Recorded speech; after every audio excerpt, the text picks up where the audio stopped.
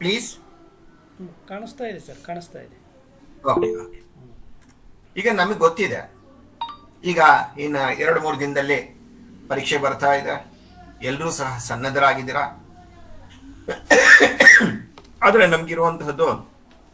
ಇರುವಂತಹ ಪದ್ಯಗಳು, ಒಂದು ಸಂಕಲ್ಪ ಗೀತೆ, ಇನ್ನೊಂದು ಹಲಗಲಿಯ ಬೇಡರು, ಮತ್ತೊಂದು ಕೌರವೇಂದ್ರನ ಕೊಂದೆ, 4ನೇದು ಹಸಿರು, 5ನೇದು ಲಕ್ಷ್ಮೀಶ್ವರ ಬರೆದಿರುವಂತಹ ವೀರಲವ. ಈ 5 ಪದ್ಯಗಳು ನಮಗಿದೆ. ಈ 5 ಪದ್ಯಗಳಲ್ಲಿ ಒಂದೊಂದು ಸ್ವಲ್ಪ ವಿಚಾರಗಳ ವಿನಿಮಯವನ್ನು ಮಾಡ್ತಾ ಹೋಗೋಣ. ಮತ್ತೆ ಏನಾದರೂ ತಮಗೆ ಅನುಮಾನ ಇದ್ರೆ ಹಿರಿಯರಿದ್ದಾರೆ, ಮಾರ್ಗದರ್ಶನ ಮಾಡುವಂತಹ ಅನೇಕ ಜನ ಗುರುಗಳು ಸಹ ಈ ಸಂವಾದದಲ್ಲಿ ಸೇರ್ಕೊಂಡಿರ್ತಾರೆ. ಅವರಿಗೆ ಅವರು ಸಹ ಸಹಾಯವನ್ನು ಮಾಡ್ತಾ ಹೋಗ್ತಾರೆ. ಅವರು ಸಹಾಯ ಮಾಡ್ತಾರೆ. ನನಗೆ ಗೊತ್ತಿರೋ ಅಷ್ಟು ವಿಚಾರವನ್ನು ನಾನು ಹಂಚ್ಕೊಳ್ತೀನಿ. ಆಯ್ತಾ? ಈಗ ನಮಗೆ ಮುಖ್ಯವಾಗಿ ಈಗ ಸರ್ ನಮಸ್ಕಾರ. ಅದು ಫುಲ್ ಆಗಿದೆ ಸರ್, ಸ್ವಲ್ಪ ಟ್ರೈ ಮಾಡ್ತಾ ಇರಿ. ಪ್ರಶ್ನೆ ಪತ್ರಿಕೆಯಲ್ಲಿ ಬರುವಂತಹ ಪದ್ಯದ ಸಂಖ್ಯೆಗಳನ್ನು ನೋಡ್ತಾ ಹೋಗೋಣ. ಮಾಡ್ಕೊಳ್ಳೋರು ಇನ್ನೊಬ್ರು ಈ ಒಟ್ಟು ಇಲ್ಲಿ ಅವ್ರು ಬೇರೆಯೊಬ್ರು ಅಡ್ಮಿಟ್ ಮಾಡ್ಕೊಳ್ತಾ ಇದ್ದಾರೆ, ಅವ್ರಿಗೆ ಹೇಳಿದೀವಿ. ತುಂಬಾ ಜನ ಒಟ್ಟು ನಮ್ಗೆ ವೇಟಿಂಗ್ ಅಲ್ಲಿ 5 ಮಾರ್ಕ್ಸ್ ಒಂದು ಪ್ರಶ್ನೆ ಬರುತ್ತೆ. ಫುಲ್ ಆಗಿದೆ. ಅದು 4ನೇ ಪ್ರಶ್ನೆಯಲ್ಲಿ 5 ಅಂಕಗಳು, ಹಾಗೆ 11ನೇ ಪ್ರಶ್ನೆಯಲ್ಲಿ 2 ಅಂಕಗಳು, 12ನೇ ಪ್ರಶ್ನೆಯಲ್ಲಿ 3 ಅಂಕಗಳು, 13ರಲ್ಲಿ 3 ಅಂಕಗಳು, 15ನೇ ಪ್ರಶ್ನೆಯಲ್ಲಿ 4. ಒಟ್ಟಾರೆಯಾಗಿ ಪದ್ಯ ಭಾಗದಿಂದ ನಮಗೆ 17 ಅಂಕಗಳ ಪ್ರಶ್ನೆ ಬರ್ತಾ ಹೋಗುತ್ತೆ. ಸರಿನಾ? ಎಲ್ರಿಗೂ ಗೊತ್ತಿದೆಯಾ? ಅಲ್ವಾ? ಎಲ್ರಿಗೂ ಗೊತ್ತಿದೆಯಲ್ವಾ? 17 ಅಂಕಗಳ ಪ್ರಶ್ನೆ ಬರುತ್ತೆ. ಈ 17 ಅಂಕಗಳ ಪ್ರಶ್ನೆಯಲ್ಲಿ 4ನೇ ಪ್ರಶ್ನೆ ಬರೋದು ಕೆಳಗೆ ಕೊಟ್ಟಿರುವ ಪದ್ಯದ ಹೆಸರು, ಇವರು ಬರೆದಿರುವ ಪದ್ಯ ಭಾಗವನ್ನು ಓದಿ ಕೇಳಲಾದ ಪ್ರಶ್ನೆಗೆ ಸರಿಯಾದ ಉತ್ತರವನ್ನು ಬರೆಯಿರಿ. ಇಲ್ಲಿ 5 ಪ್ರಶ್ನೆಗಳು ಬರುತ್ತೆ. 5ಕ್ಕೆ 5 ಉತ್ತರ ಬರೀತೀರಾ.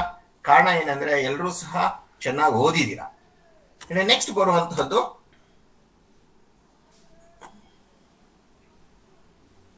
11ನೇ ಪ್ರಶ್ನೆ. ಇಲ್ಲಿ ಒಟ್ಟಾರೆಯಾಗಿ 4 ಪ್ರಶ್ನೆಗಳು ಬರುತ್ತೆ. ಅದರಲ್ಲಿ ಮೊದಲನೇದು ಗದ್ಯದಿರುತ್ತೆ, 2ನೇದು ಪದ್ಯ ಭಾಗದಿರುತ್ತೆ, 3 ಮತ್ತು 4 ಪಠ್ಯ ಪೂರಕದಿಂದ ತಗೊಂಡಿರ್ತಾರೆ. ಅದಕ್ಕೋಸ್ಕರ ಇಲ್ಲಿ 5ನೇ ಪ್ರಶ್ನೆ ಬರಿತಾ 6ನೇ ಪ್ರಶ್ನೆ ಬರಿತಾ ಹೋಗ್ತೀರಿ. ಮೊದಲು 5 ಪ್ರಶ್ನೆಗೆ ಉತ್ತರ ಕೊಟ್ಟಿದ್ದೀರಾ, ಅದು ಒಂದೇ ಪದ್ಯದ್ದು, ಇದು ಇನ್ನೊಂದು ಪದ್ಯದ್ದು. ಓಕೆ, ಇದು 11ನೇ ಪ್ರಶ್ನೆ ಮುಖ್ಯ ಪ್ರಶ್ನೆಯಲ್ಲಿ ಬರ್ತಾ ಹೋಗುತ್ತೆ. ಇನ್ನು ನೆಕ್ಸ್ಟ್ ಬರುವಂತಹದ್ದು 12ನೆಯ ಮುಖ್ಯ ಪ್ರಶ್ನೆಯಲ್ಲಿ 5-6 ವಾಕ್ಯದಲ್ಲಿ ಉತ್ತರ ಬರೀಬೇಕಾಗತ್ತೆ. ಇಲ್ಲಿ 2 ಪ್ರಶ್ನೆಗಳನ್ನ ಕೇಳ್ತಾರೆ. ಒಂದೊಂದು ಪ್ರಶ್ನೆಗೂ ಸಹ 3 ಅಂಕಗಳು. ಒಂದರಲ್ಲಿ ಪದ್ಯ ಇರುತ್ತೆ, ಮತ್ತೆ ಇನ್ನೊಂದು ಮೊದಲನೇ ಪ್ರಶ್ನೆಯಲ್ಲಿ ಗದ್ಯ ಭಾಗ ಇರುತ್ತೆ. ಅಂದ್ರೆ ಪದ್ಯ ಭಾಗದಿಂದ 1 ಪ್ರಶ್ನೆಯನ್ನ ಬರೀಬೇಕಾಗತ್ತೆ. ಇಲ್ಲಿ 2 ಅಂಕದ್ದು 1 ಪ್ರಶ್ನೆಗೆ ಉತ್ತರ ಕೊಡ್ತೀರಾ, 3-4 ವಾಕ್ಯ 5-6 ವಾಕ್ಯದಲ್ಲಿ 1 ಪ್ರಶ್ನೆಗೆ ಉತ್ತರವನ್ನ ಕೊಡ್ತೀರಾ. ಇನ್ನು ಉಳಿದಿರೋದು ಸಂದರ್ಭ ಮತ್ತೆ ಇನ್ನೊಂದು 5-6 ವಾಕ್ಯದ ಪ್ರಶ್ನೆ. ಇಲ್ಲಿ 13ನೇ ಮುಖ್ಯ ಪ್ರಶ್ನೆಯಲ್ಲಿ ಬರುವಂತಹದ್ದು ಒಟ್ಟು 2 ಪ್ರಶ್ನೆ, 4 ಪ್ರಶ್ನೆಗಳು ಬರುತ್ತೆ. ಮೊದಲನೇ ಪ್ರಶ್ನೆಯಲ್ಲಿ ಗದ್ಯ ಭಾಗದ್ದು 2 ಪ್ರಶ್ನೆ ಕೊಟ್ಟಿರ್ತಾರೆ, ಅದರಲ್ಲಿ 1ಕ್ಕೆ ಉತ್ತರ ಕೊಡ್ತೀರಾ. ಇನ್ನು 13ನೇ ಪ್ರಶ್ನೆಯ 2ನೇದಲ್ಲಿ 2 ಸಂದರ್ಭ ಕೊಟ್ಟಿರ್ತಾರೆ, 2 ಪದ್ಯದ ಸಂದರ್ಭ ಕೊಡ್ತಾರೆ, ಅದರಲ್ಲಿ 1ಕ್ಕೆ ಮಾತ್ರ ಉತ್ತರ ಕೊಡಿ, 2ಕ್ಕೂ ಅವಶ್ಯಕತೆ ಇರೋದಿಲ್ಲ. ಇಲ್ಲಿ 3 ಪ್ರಶ್ನೆಗಳು ನಿಮ್ಗೆ ದೊರೆಯುತ್ತೆ. ಇನ್ನು ಕೊನೆಯದಾಗಿ ಬರುವಂತಹದ್ದು 15ನೇ ಮುಖ್ಯ ಪ್ರಶ್ನೆ. ಇಲ್ಲಿಯೂ ಸಹ 2 ಪ್ರಶ್ನೆಗಳನ್ನ ಕೇಳ್ತಾರೆ.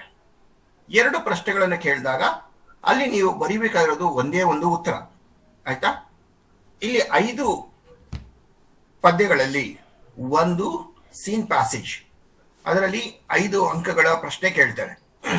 ಇನ್ನು 2ನೇ ಪ್ರಶ್ನೆ ಬರುವಂತಹದ್ದು ನಿಮಗೆ ಗೊತ್ತೇ ಇದೆ, 2-3 ವಾಕ್ಯದಲ್ಲಿ ಉತ್ತರಿಸಿ 2 ಮಾರ್ಕ್ಸ್. ತದನಂತರ ಬರೋದು 3-4 ವಾಕ್ಯದಲ್ಲಿ ಉತ್ತರಿಸಿ 1 ಪ್ರಶ್ನೆ. ಅದಾದ್ಮೇಲೆ ಬರುವಂತಹದ್ದು ಸಂದರ್ಭ. 2 ಸಂದರ್ಭ ಕೊಟ್ಟಿರ್ತಾರೆ, 2ರಲ್ಲಿ 1 ಸಂದರ್ಭವನ್ನು ಬರೀಬೇಕಾಗತ್ತೆ. ಇನ್ನು ಕೊನೆಯದಾಗಿ ನಿಮಗೆ ಬರೀಲಿಕ್ಕೆ ಅವಕಾಶ ಇರುವಂತದ್ದು 10 ವಾಕ್ಯದ್ದು, ಅದು 4 ಮಾರ್ಕ್ಸಿನ ಪ್ರಶ್ನೆ. ಒಟ್ಟಾರೆಯಾಗಿ ನಿಮಗೆ ಬರುವಂತಹದ್ದು 17 ಅಂಕಗಳ ಪಡೆಯುವಷ್ಟು ಪ್ರಶ್ನೆಗಳನ್ನ ಪದ್ಯ ಭಾಗದಿಂದ ಕೊಡ್ತಾ ಹೋಗ್ತಾರೆ. ಆ ಇಲ್ಲಿ ಏನಾದ್ರೂ ಡೌಟ್ ಇದೆಯಾ ಯಾರಿಗಾದ್ರೂ? ಇಲ್ಲ ಅಂತ ಕಾಣುತ್ತೆ ಅಲ್ವಾ?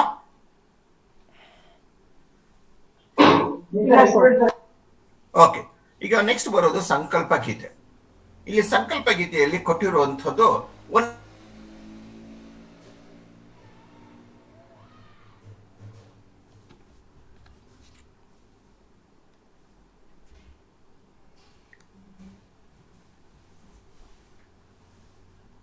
ಲಾಸ್ಟ್ ನೆಟ್ವರ್ಕ್ ಯಾಕೆ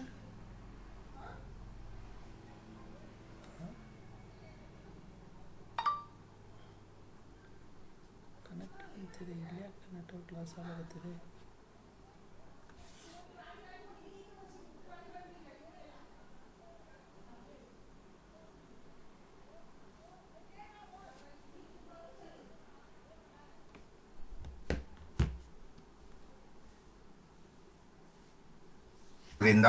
ಈ ಪದ್ಯ ನಿಮಗೆ ಕಷ್ಟನೂ ಅನ್ಸೋದಿಲ್ಲ.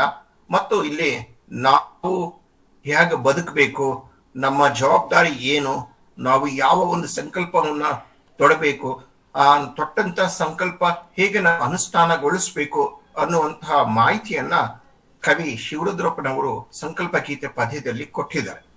ಹೀಗೆ ಇಲ್ಲಿ ಬರುವಂತಹ 5 ಪ್ರಶ್ನೆಗಳು ಪ್ರತಿ ಪ್ಯಾರಾಗ್ರಾಫ್ಗೂ ಸಂಬಂಧಪಟ್ಟ ಹಾಗೆ 2-3 ವಾಕ್ಯದಲ್ಲಿ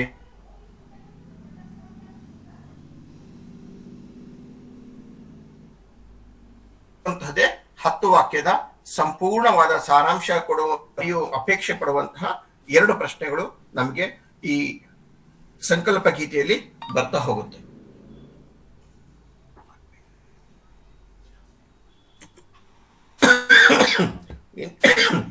ಇನ್ನು ನೆಕ್ಸ್ಟ್ ಬರುವಂತದ್ದು ಸಂದರ್ಭ ಸ್ವಾರಸ್ಯ.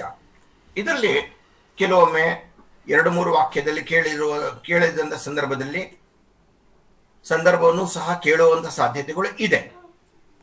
ಕಾರಣ ಏನಂದ್ರೆ ವೇಟೇಜು ಒಂದು ಪದ್ಯಕ್ಕೆ 5 ಕೊಡ್ತಾರೆ, ಇನ್ನೊಂದು ಪದ್ಯಕ್ಕೆ 2 ಕೊಟ್ಟಿರ್ತಾರೆ, ಇನ್ನೊಂದು ಪದ್ಯಕ್ಕೆ 2 ಮತ್ತೆ 3 5 ಪದ್ಯಗಳು 5 ಮಾರ್ಕ್ಸ್ ಕೊಡ್ತಾ ಹೋಗ್ಬೋದು, ಇನ್ನೊಂದಕ್ಕೆ 4 ಕೊಡ್ಬೋದು.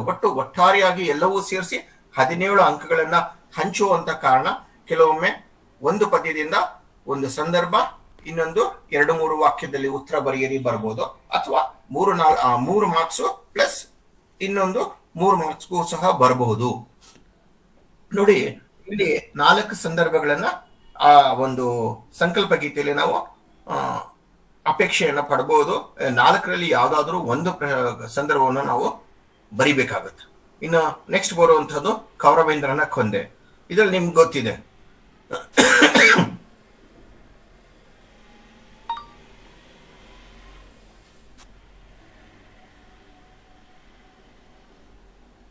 ಈಗ ಒಬ್ರು ಮಾತ್ರ ಉತ್ತರ ಕೊಡಿ. ಈ 3ನೇ ಪ್ರಶ್ನೆಗೆ ಉತ್ತರ ಯಾರಾದ್ರೂ ಹೇಳ್ತೀರಾ? ಅಶ್ವಿನಿ ದೇವತೆಗಳ ವರಬಲದಿಂದ ಜನಿಸಿದವರು ಯಾರು? ಅಶ್ವಿನಿ ದೇವತೆಗಳ ವರಬಲದೇವರು ನಕುಲ ಸಹದೇವರು. ಓಕೆ. ಕುಂತಿಗೆ ಎಷ್ಟು ಜನ ಮಕ್ಕಳಿದ್ರು? 6. ಕುಂತಿಗೆ 6 ಜನ ಮಕ್ಕಳಿದ್ರ? ಓಕೆ, 5 4 ಜನ ನೋಡಿ. Okay, good. ನೋಡಿ, 100 ಜನ ಇದ್ದೀವಿ ನಾವು. 100 ಜನಕ್ಕೆ ನಮ್ಮ ಶಿಕ್ಷಕರು ಎಲ್ಲ ವರ್ಷ ಪೂರ್ತಿ ತಮ್ಗೆ ಎಷ್ಟು ವಿಚಾರನ ಹಂಚಿಕೊಂಡಿದ್ದಾರೆ. ಆದ್ರೂ ಸಹ ನಾವು ಖಚಿತವಾಗಿ ನಾವು ಹೇಳಲಿಲ್ಲ. ಒಬ್ರು ಮಾತ್ರ ಕರೆಕ್ಟಾಗಿ ಹೇಳಿದ್ರು 4 ಜನ ಅಂತ ಅಂದ್ಬಿಟ್ಟು. ಕುಂತಿಗೆ ಜನಿಸಿದವರು 4 ಜನ. ಒಬ್ರು ಕರ್ಣ, ತದನಂತರ ಯುಧಿಷ್ಠಿರ, ನಂತರ ಭೀಮ, 4ನೇವರು ಅರ್ಜುನ.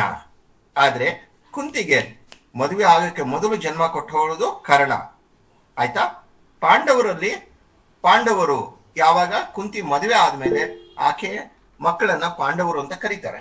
ಆಕೆ ಕುಂತಿಗೆ ಪಾಂಡವರಿಗೆ 3 ಜನಕ್ಕೆ ಜನ್ಮ ಕೊಟ್ರೆ ಅವರ ತಂಗಿ ಮಾದ್ರಿ ಅಶ್ವಿನಿ ದೇವತೆಗಳ ವರಬಲದಿಂದ ಇಬ್ಬರಿಗೆ ಜನ್ಮವನ್ನ ಕೊಡ್ತಾರೆ. ಒಟ್ಟಾರೆಯಾಗಿ ಪಾಂಡವರ 5 ಜನ, ಆದರೆ ಕುಂತಿಗೆ 4 ಜನ, ಮಾದ್ರಿಗೆ 2. ಇದನ್ನು ಸ್ವಲ್ಪ ಒಂಥರ ಇದೇನಾದ ಲಾಜಿಕ್, ಒಂದು ವಿಚಾರ ಗೊತ್ತಿರುತ್ತೆ, ಆದ್ರೆ ನಾವು ಮರ್ತೋಗ್ಬಿಟ್ಟಿದ್ವಿ. ಓಕೆ, ಈ ತರದ್ ಏನಾದ್ರು ಇಷ್ಟು ಕ್ಲಿಷ್ಟವಾಗಿ ಪ್ರಶ್ನೆ ಕೇಳಲ್ಲ, ಆದ್ರೆ ನಿಮಗೆ ಎಲ್ಲರೂ ನೆನ್ಪು ಮಾಡ್ಕೊಳ್ಳಿ ಅಥವಾ ಕ್ಲಾಸಲ್ಲಿ ಇದ್ದೀರಿ ಅನ್ನೋದು ಗೊತ್ತಾಗ್ಲಿ ಅನ್ನೋ ಒಂದು ಕಾರಣಕ್ಕೋಸ್ಕರ ಆ ಪ್ರಶ್ನೆಯನ್ನ ಕೇಳಿದ್ದು. ನೆಕ್ಸ್ಟ್ ಬರುವಂತಹದ್ದು ನಿಮ್ಗೆ ಗೊತ್ತಿದೆ, 3-4 ವಾಕ್ಯದ ಪ್ರಶ್ನೆಗಳು.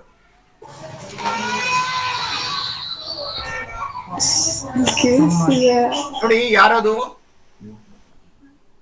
ನೋಡಿ ಇಲ್ಲಿ 4 ಪ್ರಶ್ನೆಗಳಿದೆ, 3-4 ಉತ್ತರಿಸಿದಲ್ಲಿ 4 ಪ್ರಶ್ನೆಗಳಿದೆ. ಇಲ್ಲಿ ನೋಡಿ 2ನೇ ಪ್ರಶ್ನೆಯನ್ನ ಸರಿಯಾಗಿ ಕೇಳಿದ್ದಾರೆ. ಯಾರ್ಯಾರ ಅನುಗ್ರಹದಿಂದ ಮಕ್ಕಳನ್ನು ಪಡೆದರು? ಕುಂತಿ ಮತ್ತು ಮಾದ್ರಿಯರು. ಅವಾಗೇನಾಗುತ್ತೆ, ನೀವು ಕರ್ಣಂದು ಬರಿಬೇಕಾಗತ್ತೆ. ಕರ್ಣಂದು ಬರೆದು ಒಟ್ಟು 6 ಜನರ ಹೆಸರನ್ನ ಬರಿಬೇಕಾಗತ್ತೆ. ಸಾಮಾನ್ಯವಾಗಿ ನಾವೆಲ್ಲ 5 ಜನದನ್ನೇ ಹೆಸರು ಬರೆದ್ಬಿಡ್ತೀವಿ. ಓಕೆ, ಸ್ವಲ್ಪ ಗಮನಿಸ್ಕೊಳ್ಳಿ. ನೆಕ್ಸ್ಟ್ ಬರುವಂತಹದ್ದು ಇನ್ನ ಯುದ್ಧದ ವಿಚಾರದಲ್ಲಿ ನಮ್ಮ ಒಂದು ತೀರ್ಮಾನ, ಕರ್ಣನ ತೀರ್ಮಾನ. ನಾವು ಕರ್ಣ ಒಂದೇ ರೀತಿಯಲ್ಲಿ ಇರ್ತೀವಿ. 8-10 ವಾಕ್ಯದಲ್ಲಿ ಈ ಪ್ರಶ್ನೆಗಳನ್ನ ಕೊಡ್ತಾ ಹೋಗ್ತಾರೆ. ಅಲ್ಲಿ 3 ಪ್ರಶ್ನೆಗಳನ್ನ ಕೇಳ್ತಾ ಹೋಗ್ತಾರೆ. ಕರ್ಣನಿಗೆ ಕೃಷ್ಣ ಒಡ್ಡಿದ ಆಮಿಷಗಳು, ಸೋದರನ್ನು ತಿಳಿದಾಗ ಕರ್ಣನ ಮನಸ್ಥಿತಿ, ಮತ್ತೆ ಅವನು ಮಾಡಿದಂತ ನಿರ್ಧಾರ ಸರಿನಾ ತಪ್ಪು ಅನ್ನುವಂತಹ ಜಿಜ್ಞಾಸೆಯ ಪ್ರಶ್ನೆ ನಮಗೆ ಕೇಳ್ತಾರೆ. ನಾವು ಸರಿ ಇದ್ರೆ ಸರಿ ಅಂತ ಹೇಳ್ಬೋದು, ತಪ್ಪು ಅಂದ್ರೆ ತಪ್ಪನ್ನ ಹೇಳ್ತಾ ಹೋಗ್ಬೋದು. ಹೀಗೆ ನಮ್ಗೆ ಒಂದು ಚಿಂತನೆಗೆ ಒಂದು ಪ್ರಶ್ನೆಯನ್ನ ಕೊಡ್ತಾ ಹೋಗ್ತಾರೆ. ಮೊದಲನೇ ಇದರಲ್ಲೂ ಸಹ ಒಂದು ಪ್ರಶ್ನೆ ಕೇಳಿದ್ರು, ಸಂಕಲ್ಪ ಮತ್ತು ಅನುಷ್ಠಾನ. ಅದಕ್ಕೆ ನಮ್ಮ ಒಂದು ಅಭಿಪ್ರಾಯವನ್ನು ಸಹ ಅಲ್ಲಿ ಸೇರಿಸ್ಕೊಳ್ಳಿಕ್ಕೆ ಅವಕಾಶ ಇದೆ. ನೆಕ್ಸ್ಟ್ ಬರುವಂತದ್ದು ಸಂದರ್ಭ. ಇಲ್ಲಿ ನೋಡಿ ಕೇಳುವಂಥದ್ದು 5 ಸಂದರ್ಭಗಳನ್ನ ಕೇಳ್ತಾ ಹೋಗ್ತಾರೆ. 5 ಸಂದರ್ಭದಲ್ಲಿ ರವಿಸುತನ ಕಿವಿಯಲ್ಲಿ ಬಿತ್ತಿದವನು ಭಯವ, ಇದನ್ನ ಕವಿ ಹೇಳ್ತಾ ಹೋಗ್ತಾನೆ. ಬಾಯ್ದಂಬಲಕ್ಕೆ ಕೈ ಆನುವರೇ, ಇದು ಕೃಷ್ಣ ಕರ್ಣನಿಗೆ ಹೇಳುವಂಥದ್ದು. ಜಿಯಾ ಹಸದವೆಂಬುದು ಕಷ್ಟ, ಇದು ಸಹ ಕರ್ಣನಿಗೆ ಕೃಷ್ಣ ಹೇಳುವಂಥದ್ದು. ನಿನ್ನ ಪದಸೆಯನ್ನು ಬಯಸುವವನಲ್ಲ, ಇದು ಕೃಷ್ಣ ಮತ್ತೆ ಕರ್ಣನಿಗೆ ಹೇಳ್ತಾರೆ. ಆಮೇಲೆ ಕರ್ಣ ಕೃಷ್ಣನಿಗೆ ಹೇಳುವಂತಹದ್ದು, ಮಾರಿಗೌತಣವಾಯ್ತು ನಾಳಿನ ಭಾರತವು. ಹೀಗೆ ಒಂದು ಕವಿ ನಮಗೆ ಸಂದೇಶವನ್ನು ಕೊಡ್ಬೇಕಾದ್ರೆ, ಪದ್ಯದ ವಿಚಾರವನ್ನ ಮಾಹಿತಿಯನ್ನು ಕೊಡ್ಬೇಕಾದ್ರೆ ಒಂದು ಹೇಳಿದ್ರೆ, ಇನ್ನು ಉಳಿದಿರುವಂತಹ 3 ಕೃಷ್ಣ ಕರ್ಣನ್ಗೆ ಹೇಳಿದ್ರೆ, ಕೊನೆಯದು ಕರ್ಣ ಕೃಷ್ಣನ್ಗೆ ಹೇಳುವಂತಹ ಸಂದರ್ಭ ಬರ್ತಾ ಹೋಗುತ್ತೆ. ನೆಕ್ಸ್ಟ್ ಬರುವಂತದ್ದು ಹಸಿರು. ಇದು ಹಸಿರು ನಮ್ಮ ರಾಷ್ಟ್ರಕವಿ ಕುವೆಂಪುರವರ ಒಂದು ಅದ್ಭುತ ಕವನ ಸಂಕಲನದಲ್ಲಿ, ಆ ಅದ್ಭುತ ಕವಿತೆಗಳಲ್ಲಿ ಒಂದು. ಈ ಮಳೆಗಾಲದಲ್ಲಿ ನಾವೆಲ್ಲವೂ ಸಹ ಎಲ್ಲ ಕಡೆ ಹಸಿರನ್ನ ಕಾಣ್ತೀವಿ ಅನ್ನುವಂತಹ ಸಂದೇಶವನ್ನು ನೀಡುವಂತಹ ಈ ಪದ್ಯ ಇದು.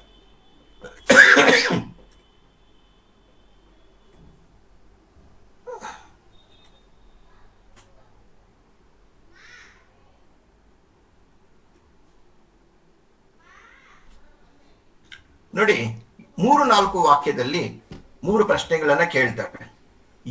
ಯಾವುದರಲ್ಲಿ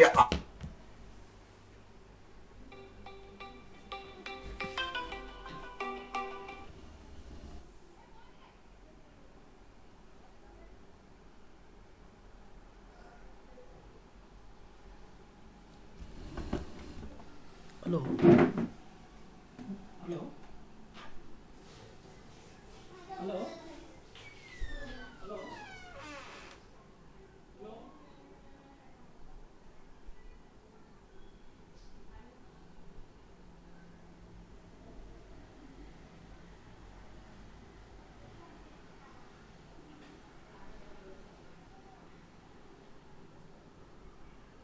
ಒಂದು ಚಿಂತನೆಗೆ, ನಾವು ಪ್ರಶಂಸನೆ ಮಾಡಲಿಕ್ಕೆ ಅವಕಾಶ ಇರುವಂತಹ ಒಂದು ಪ್ರಶ್ನೆಯನ್ನು ಸಹ ಅಪೇಕ್ಷೆ ಮಾಡಿದ. ನೋಡಿ, ಪ್ರತಿ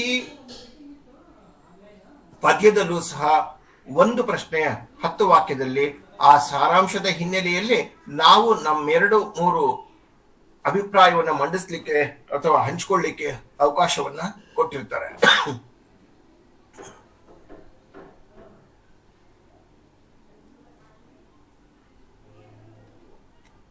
ನೋಡಿ, ಇಲ್ಲಿ ಬರುವಂತಹದ್ದು 4 ಪ್ರಶ್ನೆಗಳನ್ನ ಕೇಳ್ತಾ ಹೋಗ್ತಾರೆ. ಅದು 4 ಸಂದರ್ಭಗಳು, ಎಲ್ಲವೂ ಸಹ ಕವಿಯ ಒಂದು ಅಭಿಪ್ರಾಯ, ಕವಿಯ ಒಂದು ವರ್ಣನೆ, ಕವಿಯ ಒಂದು ಆತ್ಮದ ಅಭಿವ್ಯಕ್ತಿಯನ್ನ ಇಲ್ಲಿ ಹಸಿರಿನ ಮೂಲಕ ಅವರು ಹೇಳಿರೋದನ್ನ ನಾವು ಬರಿಬೇಕಾಗುತ್ತೆ. ಇಲ್ಲಿ ಸ್ವಾರಸ್ಯಕ್ಕಿಂತ ಹೆಚ್ಚಾಗಿ, ಸಂದರ್ಭಕ್ಕಿಂತ ಹೆಚ್ಚಾಗಿ ಕವಿಯ ಒಂದು ಸಂದೇಶವನ್ನ ನಾವು ಇಲ್ಲಿ ಹೊತ್ತು ಪ್ರತಿಯೊಂದಕ್ಕೂ ಉತ್ತರವನ್ನ ಕೊಡಬೇಕಾಗುತ್ತೆ. ನೆಕ್ಸ್ಟ್ ಬರೋದು ಹಲಗಲಿಯ ಬೇಡರು.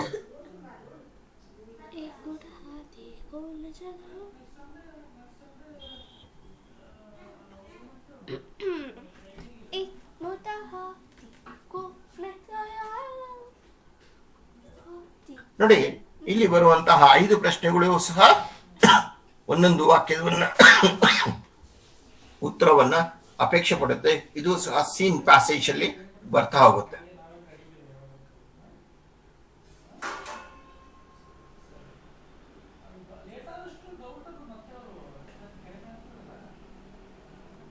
ನೋಡಿ, 2-3 ವಾಕ್ಯದಲ್ಲಿ ದಂಗೆ ಹೇಳಲು ಕಾರಣ, ದಂಡು ಬರಲು ಕಾರಣ, ಹಳೆಗಲೆಯ ಮೇಲೆ ಹೇಗೆ ದಾಳಿ ನಡೀತು, ವೀರಗೀತೆ ಅಂತ ಯಾಕೆ ಲಾವಣಿಯನ್ನು ಕರೀತೀರಾ, ಈ 4 ಉತ್ತರಗಳ ಆಧಾರದ ಮೇಲೆ ನೀವು ಸಂದರ್ಭನೂ ಬರೀಬಹುದು. 8-10 ವಾಕ್ಯಗಳನ್ನು ಸಹ ನೀವು ವಿವರವಾಗಿ ಉತ್ತರಿಸಬಹುದು. ಹಾಗೇನೆ ಇಲ್ಲಿ ಬರುವಂತಹದ್ದು 2 ಪ್ರಶ್ನೆಗಳನ್ನು ಮಾತ್ರ ಕೇಳ್ತಾ ಹೋಗ್ತಾರೆ. ಒಂದು, ಈ ನೋಡಿ ಮೇಲ್ಗಡೆ ಇರುವಂತಹ ಈ 4 ಪ್ರಶ್ನೆಗಳ ಉತ್ತರನೇ ಇದು ಒಂದು ಪ್ರಶ್ನೆಗೆ ಬರ್ತಾ ಹೋಗುತ್ತೆ. ಇನ್ನು ಕೊನೆಯದಾಗಿ ದಂಗೆಯ ಪರಿಣಾಮ, ಲಾವಣಿಕಾರ ಕೊನೆಯಲ್ಲಿ ಅವನು ಹೆಚ್ಚು ವಿವರಿಸ್ತಾ ಹೋಗ್ತಾನೆ. ಆ ದಾಳಿಯಿಂದ ಹೇಗೆಲ್ಲ ಅಲೆಗಲಿ ಸುಟ್ಟು ಕರಕಲಾಯ್ತು ಅನ್ನೋದನ್ನ ಹೇಳ್ತಾನಲ್ಲ, ಆ ಒಂದು ವಿಚಾರನ ನಾವು ಕೊಡಬೇಕಾಗತ್ತೆ.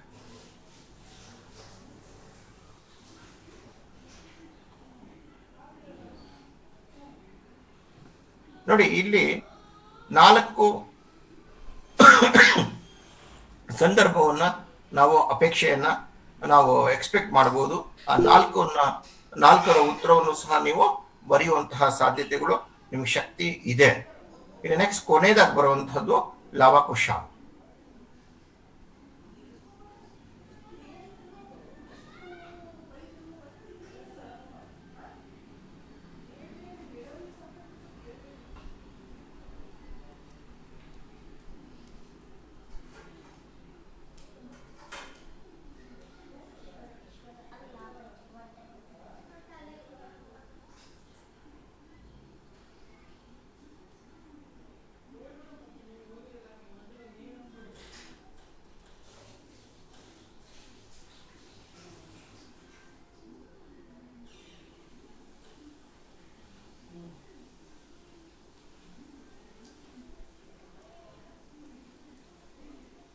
ಹಿನ್ನೆಲೆಯಲ್ಲಿರುವಂತಹ ಪ್ರಶ್ನೆಗಳನ್ನೇ ಕೇಳ್ತಾ ಹೋಗ್ತಾರೆ ವಿನ ಹೊಸದಾಗಿ ನೀವು ಚಿಂತನೆ ಮಾಡಿ ನಿಮ್ಮ ಅಭಿಪ್ರಾಯವನ್ನ ಅಭಿವ್ಯಕ್ತಿ ಪಡಿಸುವಂತಹ ಪ್ರಶ್ನೆಗಳನ್ನ ಸಾಮಾನ್ಯವಾಗಿ ಕೇಳಲ್ಲ.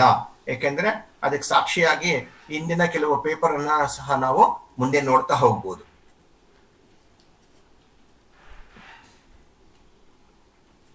ನೋಡಿ, ಇಲ್ಲಿ 2 ಪ್ರಶ್ನೆಗಳನ್ನ ಕೇಳ್ತಾ ಹೋಗ್ತಾರೆ.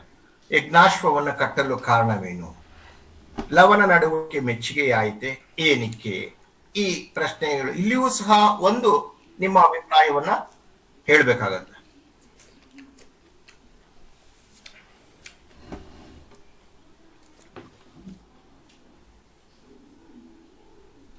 ಇಲ್ಲಿಯೂ ಸಹ 4 ಸಂದರ್ಭಗಳು ಬರ್ತಾ ಹೋಗುತ್ತೆ. ಈಗ ತದನಂತರ ಈ ಪ್ರತಿಯೊಂದು ಸಂದರ್ಭ, ಪ್ರತಿಯೊಂದು 10 ವಾಕ್ಯದ ಉತ್ತರವನ್ನು ನಾನು ತೋರಿಸ್ತಾ ಹೋಗ್ತೀನಿ. ಅದ್ರ ಬಗ್ಗೆನೂ ಸಹ ಸ್ವಲ್ಪ ಮಾತಾಡ್ತಾ ಹೋಗೋಣ. ನೋಡಿ, 24-25ನೇ ಸಾಲಿನ ಕ್ವಶನ್ ಪೇಪರ್ ಅಲ್ಲಿ ಈ ಪ್ರಶ್ನೆಯನ್ನ ಕೊಟ್ಟಿರ್ತಾರೆ. ಯಾವುದು, ಅಲಗಲಿಯ ಬೇಡರ ಪ್ರಶ್ನೆಯನ್ನ ಸೀನ್ ಪ್ಯಾಸೇಜ್ ಅಲ್ಲಿ ಕೊಟ್ಟಿದ್ದಾರೆ. ಈ 5 ಪ್ರಶ್ನೆಗಳನ್ನ ಕೇಳಿದ್ರು. ಓಕೆ, ಈಗ ನೋಡಿ 5 ಪ್ರಶ್ನೆಗೆ ಉತ್ತರವನ್ನ ನಾನು ಕೇಳ್ತಾ ಹೋಗ್ತೀನಿ. ಯಾರಿಗ್ ಗೊತ್ತಿದೆಯೋ ಅವ್ರು ಒಬ್ಬೊಬ್ಬರೇ ಹೇಳ್ತಾ ಹೋಗ್ಬೇಕು. ಚಟ್ಟೆಗಾರರು ಚೌಕಿ ಮಾಡುತ್ತಾ ಎಲ್ಲಿಗೆ ನಡೆದರು? ಚಟೆಗಾರರು ಚೌಕಿ ಮಾಡುತ್ತಾ ಎಲ್ಲಿಗೆ ನಡೆದರು? ಉತ್ತರ ಹೇಳಿಕ್ಕಾಗತ್ತೆ ಯಾರಾದ್ರೂ?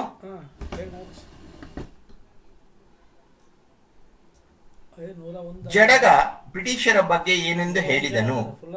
ಸಿಡಿಲು ಸಿಡಿದ ಹಾಗೆ ಏನು ಸಿಡಿದವು, ಭಾಳ ಜನ ರಾಮನ ಕಡಿತದಿಂದ ಏನಾಯಿತು, ಏನೇನು ಲೂಟಿ ಮಾಡಿದರು. ಈ 5 ಪ್ರಶ್ನೆಗಳಿದೆ. ಮತ್ತೆ ಅವರೇ 5 ಪ್ರಶ್ನೆಗೆ ಒಂದೊಂದು ವಾಕ್ಯದಲ್ಲಿ ಉತ್ತರವನ್ನ ಕೊಡಬೇಕು. ಅವ್ರ ಮಗಳ ಕಾರಣ ಏನಂದ್ರೆ ಇದು ಗ್ರಹಿಕೆ ಮತ್ತು ಅರ್ಥೈಸ್ಕೊಳ್ಳೋಕೆ ಅರ್ಥೈಸುವಂತಹ ಪ್ರಶ್ನೆಗಳು. ಸರ್ ಮಕ್ಕಳು ನೀವು ಆ ಪದ್ಯನ ಓದಿದಾಗ ನಿಮ್ಗೆ ಏನ್ ಅರ್ಥ ಆಯ್ತು, ಆ ಪದ್ಯದಲ್ಲಿರುವಂತಹ ವಿಚಾರ ನಿಮ್ಗೆ ಎಷ್ಟು ಅರ್ಥ ಮಾಡ್ಕೊಂಡಿದ್ದೀರಾ ಅನ್ನೋದನ್ನ ತಿಳ್ಕೊಳ್ಳಿಕ್ಕೋಸ್ಕರ ಈ ರೀತಿ ಪ್ರಶ್ನೆಗಳನ್ನ ಕೇಳಿದ್ದಾರೆ. ಮಕ್ಕಳಿದಾರ? ಅಲ್ವಾ? ಉತ್ತರ ಹೇಳಲಿಕ್ಕೆ ಆಗಲ್ವಾ?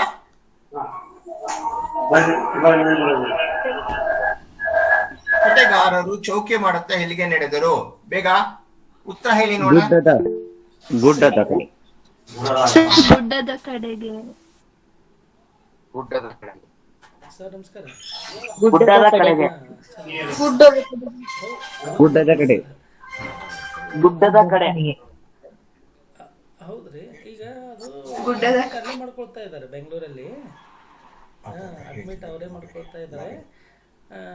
ತುಂಬಾ ಜನ ವೇಟಿಂಗ್ ಅಲ್ಲಿ ಇದ್ದಾರೆ. ನಮ್ಮ ಮಕ್ಕಳಿಗೂ ಸಿಕ್ಕಿಲ್ಲ ಕೆಲವ್ರಿಗೆ. ಅದಕ್ಕೆ ಟ್ರೈ ಎಲ್ಲಿ ಕಡೆ ಹೋಗ್ತಾರೆ ಹೇಳಿ ಚಟಗಾರರು? ಅಂತ ಹೇಳಿದೀನಿ. ನೀವು ಸ್ವಲ್ಪ ಟ್ರೈ ಮಾಡ್ತಾ ಗುಡ್ಡದ ಕಡೆ. ಗುಡ್ಡದ ಕಡೆಗೆ ಹೋಗ್ತಾರೆ. ಜಡಗ ಗುಡ್ಡದ ಕಡೆ. ಬಗ್ಗೆ ಏನೆಂದು ಹೇಳಿದನು? ಗುಡ್ಡದ ಕಡೆ. ಏನ್ ಹೇಳಿ?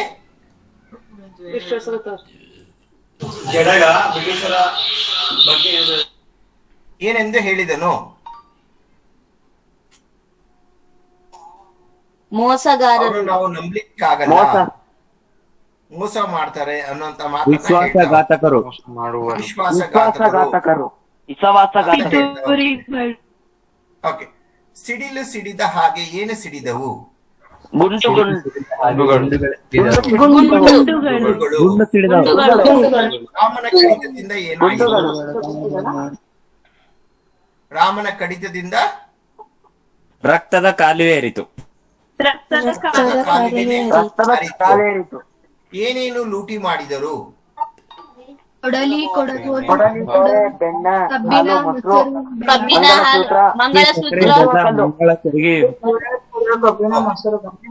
ಇಲ್ಲಿ ನೋಡಿ, ಕೆಳಗಿನ ಪ್ರಶ್ನೆಗೆ ಒಂದು ವಾಕ್ಯದಲ್ಲಿ ಉತ್ತರಿಸಿ ಅಂತ ಇದೆ.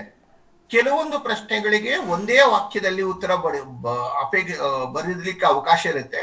ಇನ್ನು ಕೆಲವು ಪ್ರಶ್ನೆಗೆ 1 2 ವಾಕ್ಯದಲ್ಲಿ ಉತ್ತರ ಕೊಡುವಷ್ಟು ವಿಚಾರ ಇರುತ್ತೆ. ದಯಮಾಡಿ ಅಷ್ಟು ವಿಚಾರವನ್ನ ಹಂಚ್ಬಿಡಿ, ಮೀನ್ಸ್ ಬರೆದ್ಬಿಡಿ. ಆಯ್ತಾ?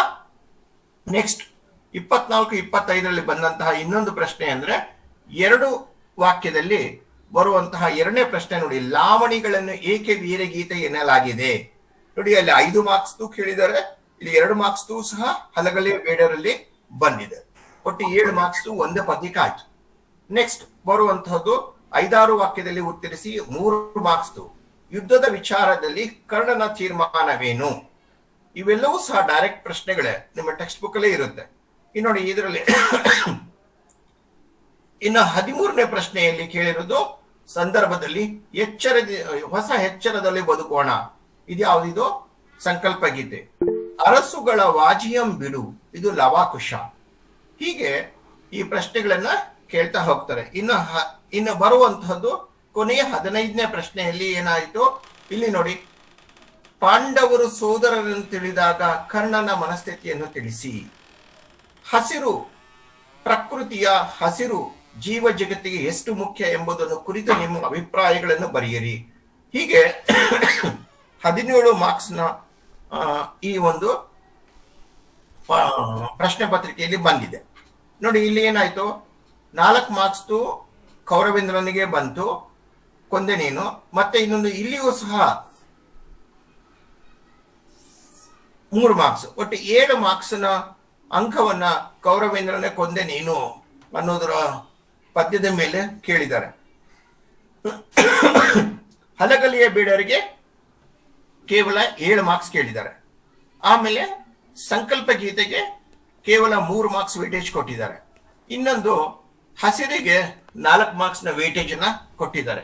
ಇದು 17 ಅಂಕಗಳನ್ನ ಹಂಚಿಕೆ ಮಾಡಿರುವಂತಹ ರೀತಿ 24ನೇ ಅಂದ್ರೆ ಕಳೆದ ವರ್ಷ ಬಂದಂತಹ ಪ್ರಶ್ನೆ ಪತ್ರಿಕೆಯಲ್ಲಿ. ನೆಕ್ಸ್ಟ್ ಅದು 23-24ರಲ್ಲಿ ಮತ್ತೆ ಅಲ್ಲಿನೂ ಸಹ ಅಲಗಲಿಯ ಬೇಡರನ್ನೇ ಕೇಳಿದ್ದಾರೆ. ನೋಡಿ, ಅಲ್ಲಿ ಕೇಳಿರುವಂತಹ ಪ್ರಶ್ನೆನೇ ಬೇರೆ, ಇಲ್ಲಿ ಕೇಳಿರುವಂತಹ ಪ್ರಶ್ನೆನೇ ಬೇರೆ. ಊರನ್ನು ಲೂಟಿ ಮಾಡಲು ಹೇಳಿದವರು ಯಾರು? ಸಿಡಿಲು ಸಿಡಿದ ಹಾಗೆ ಏನು ಸಿಡಿದವು? ಇದು ಸೇಮ್, ಅಲ್ಲಿನೂ ಬಂದಿದೆ, ಇಲ್ಲಿನೂ ಬಂದಿದೆ. 10-20 ಕುದುರೆಯನ್ನು ಕಡಿದವರು ಯಾರು? ಹಲಗಲಿಯ ಗುರುತು ಉಳಿಯದಂತಾಗಲು ಕಾರಣವೇನು? ಲಾವಣಿಕಾರನ ಅಂಕಿತಗೊಳಿಸಿರುವ ದೈವ ಯಾವುದು? ನೋಡಿ, ಇಲ್ಲಿ 5 ಪ್ರಶ್ನೆಯೂ ಸಹ ಸ್ವಲ್ಪ ನೀವು ಪದ್ಯನ ಸರಿಯಾಗಿ ಓದಿದ್ರೆ ಮಾತ್ರ ಉತ್ತರವನ್ನ ಬರಲಿಕ್ಕೆ ಆಗುತ್ತೆ. ಯಾರು ಲೂಟಿ ಮಾಡ್ಲಿಕ್ಕೆ ಹೇಳ್ತಾರೆ? ಕಾರ್ ಸಾಹೇಬ. ಖಾರ್ ಸಾಹೇಬ್. ಸಾಹೇಬ 10-20 ಕಳೆದವರು ಯಾರು? ಕಾರ್ ಸಾಹೇಬ. ಎಲ್ಲದಕ್ಕೂ ಕಾರ್ ಸಾಹೇಬ ಏನೋ? 3ನೇ ಪ್ರಶ್ನೆ, ಬಾಲ.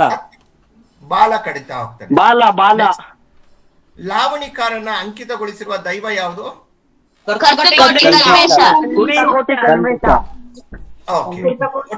ಪುಸ್ತಕೋಟಿ ಕಲ್ಮೇಶ. ಆಯ್ತಪ್ಪ, ಒಳ್ಳೇದಪ್ಪ, ಚೆನ್ನಾಗಿ ಓದಿದ್ದೀರಾ ಎಲ್ರು. ನಿಮ್ ಗುರುಗಳಿಗೆ, ನಿಮ್ ತಂದೆ ತಾಯಿಗೆ ತುಂಬಾ ಸಂತೋಷ ಆಗುತ್ತೆ. ಓಕೆ, ನೆಕ್ಸ್ಟ್ ಬರುವಂತಹದ್ದು ನೋಡಿ, ಇಲ್ಲಿ ಮತ್ತು ಇಲ್ಲಿಯೂ ಸಹ ಲಾವಣಿಯನ್ನು ಏಕೆ ಬೇರೆ ಗೀತೆ ಎನ್ನಲಾಗಿದೆ ಅಂತ ಅಂದ್ಬಿಟ್ಟು ಕೇಳಿದ್ದಾರೆ.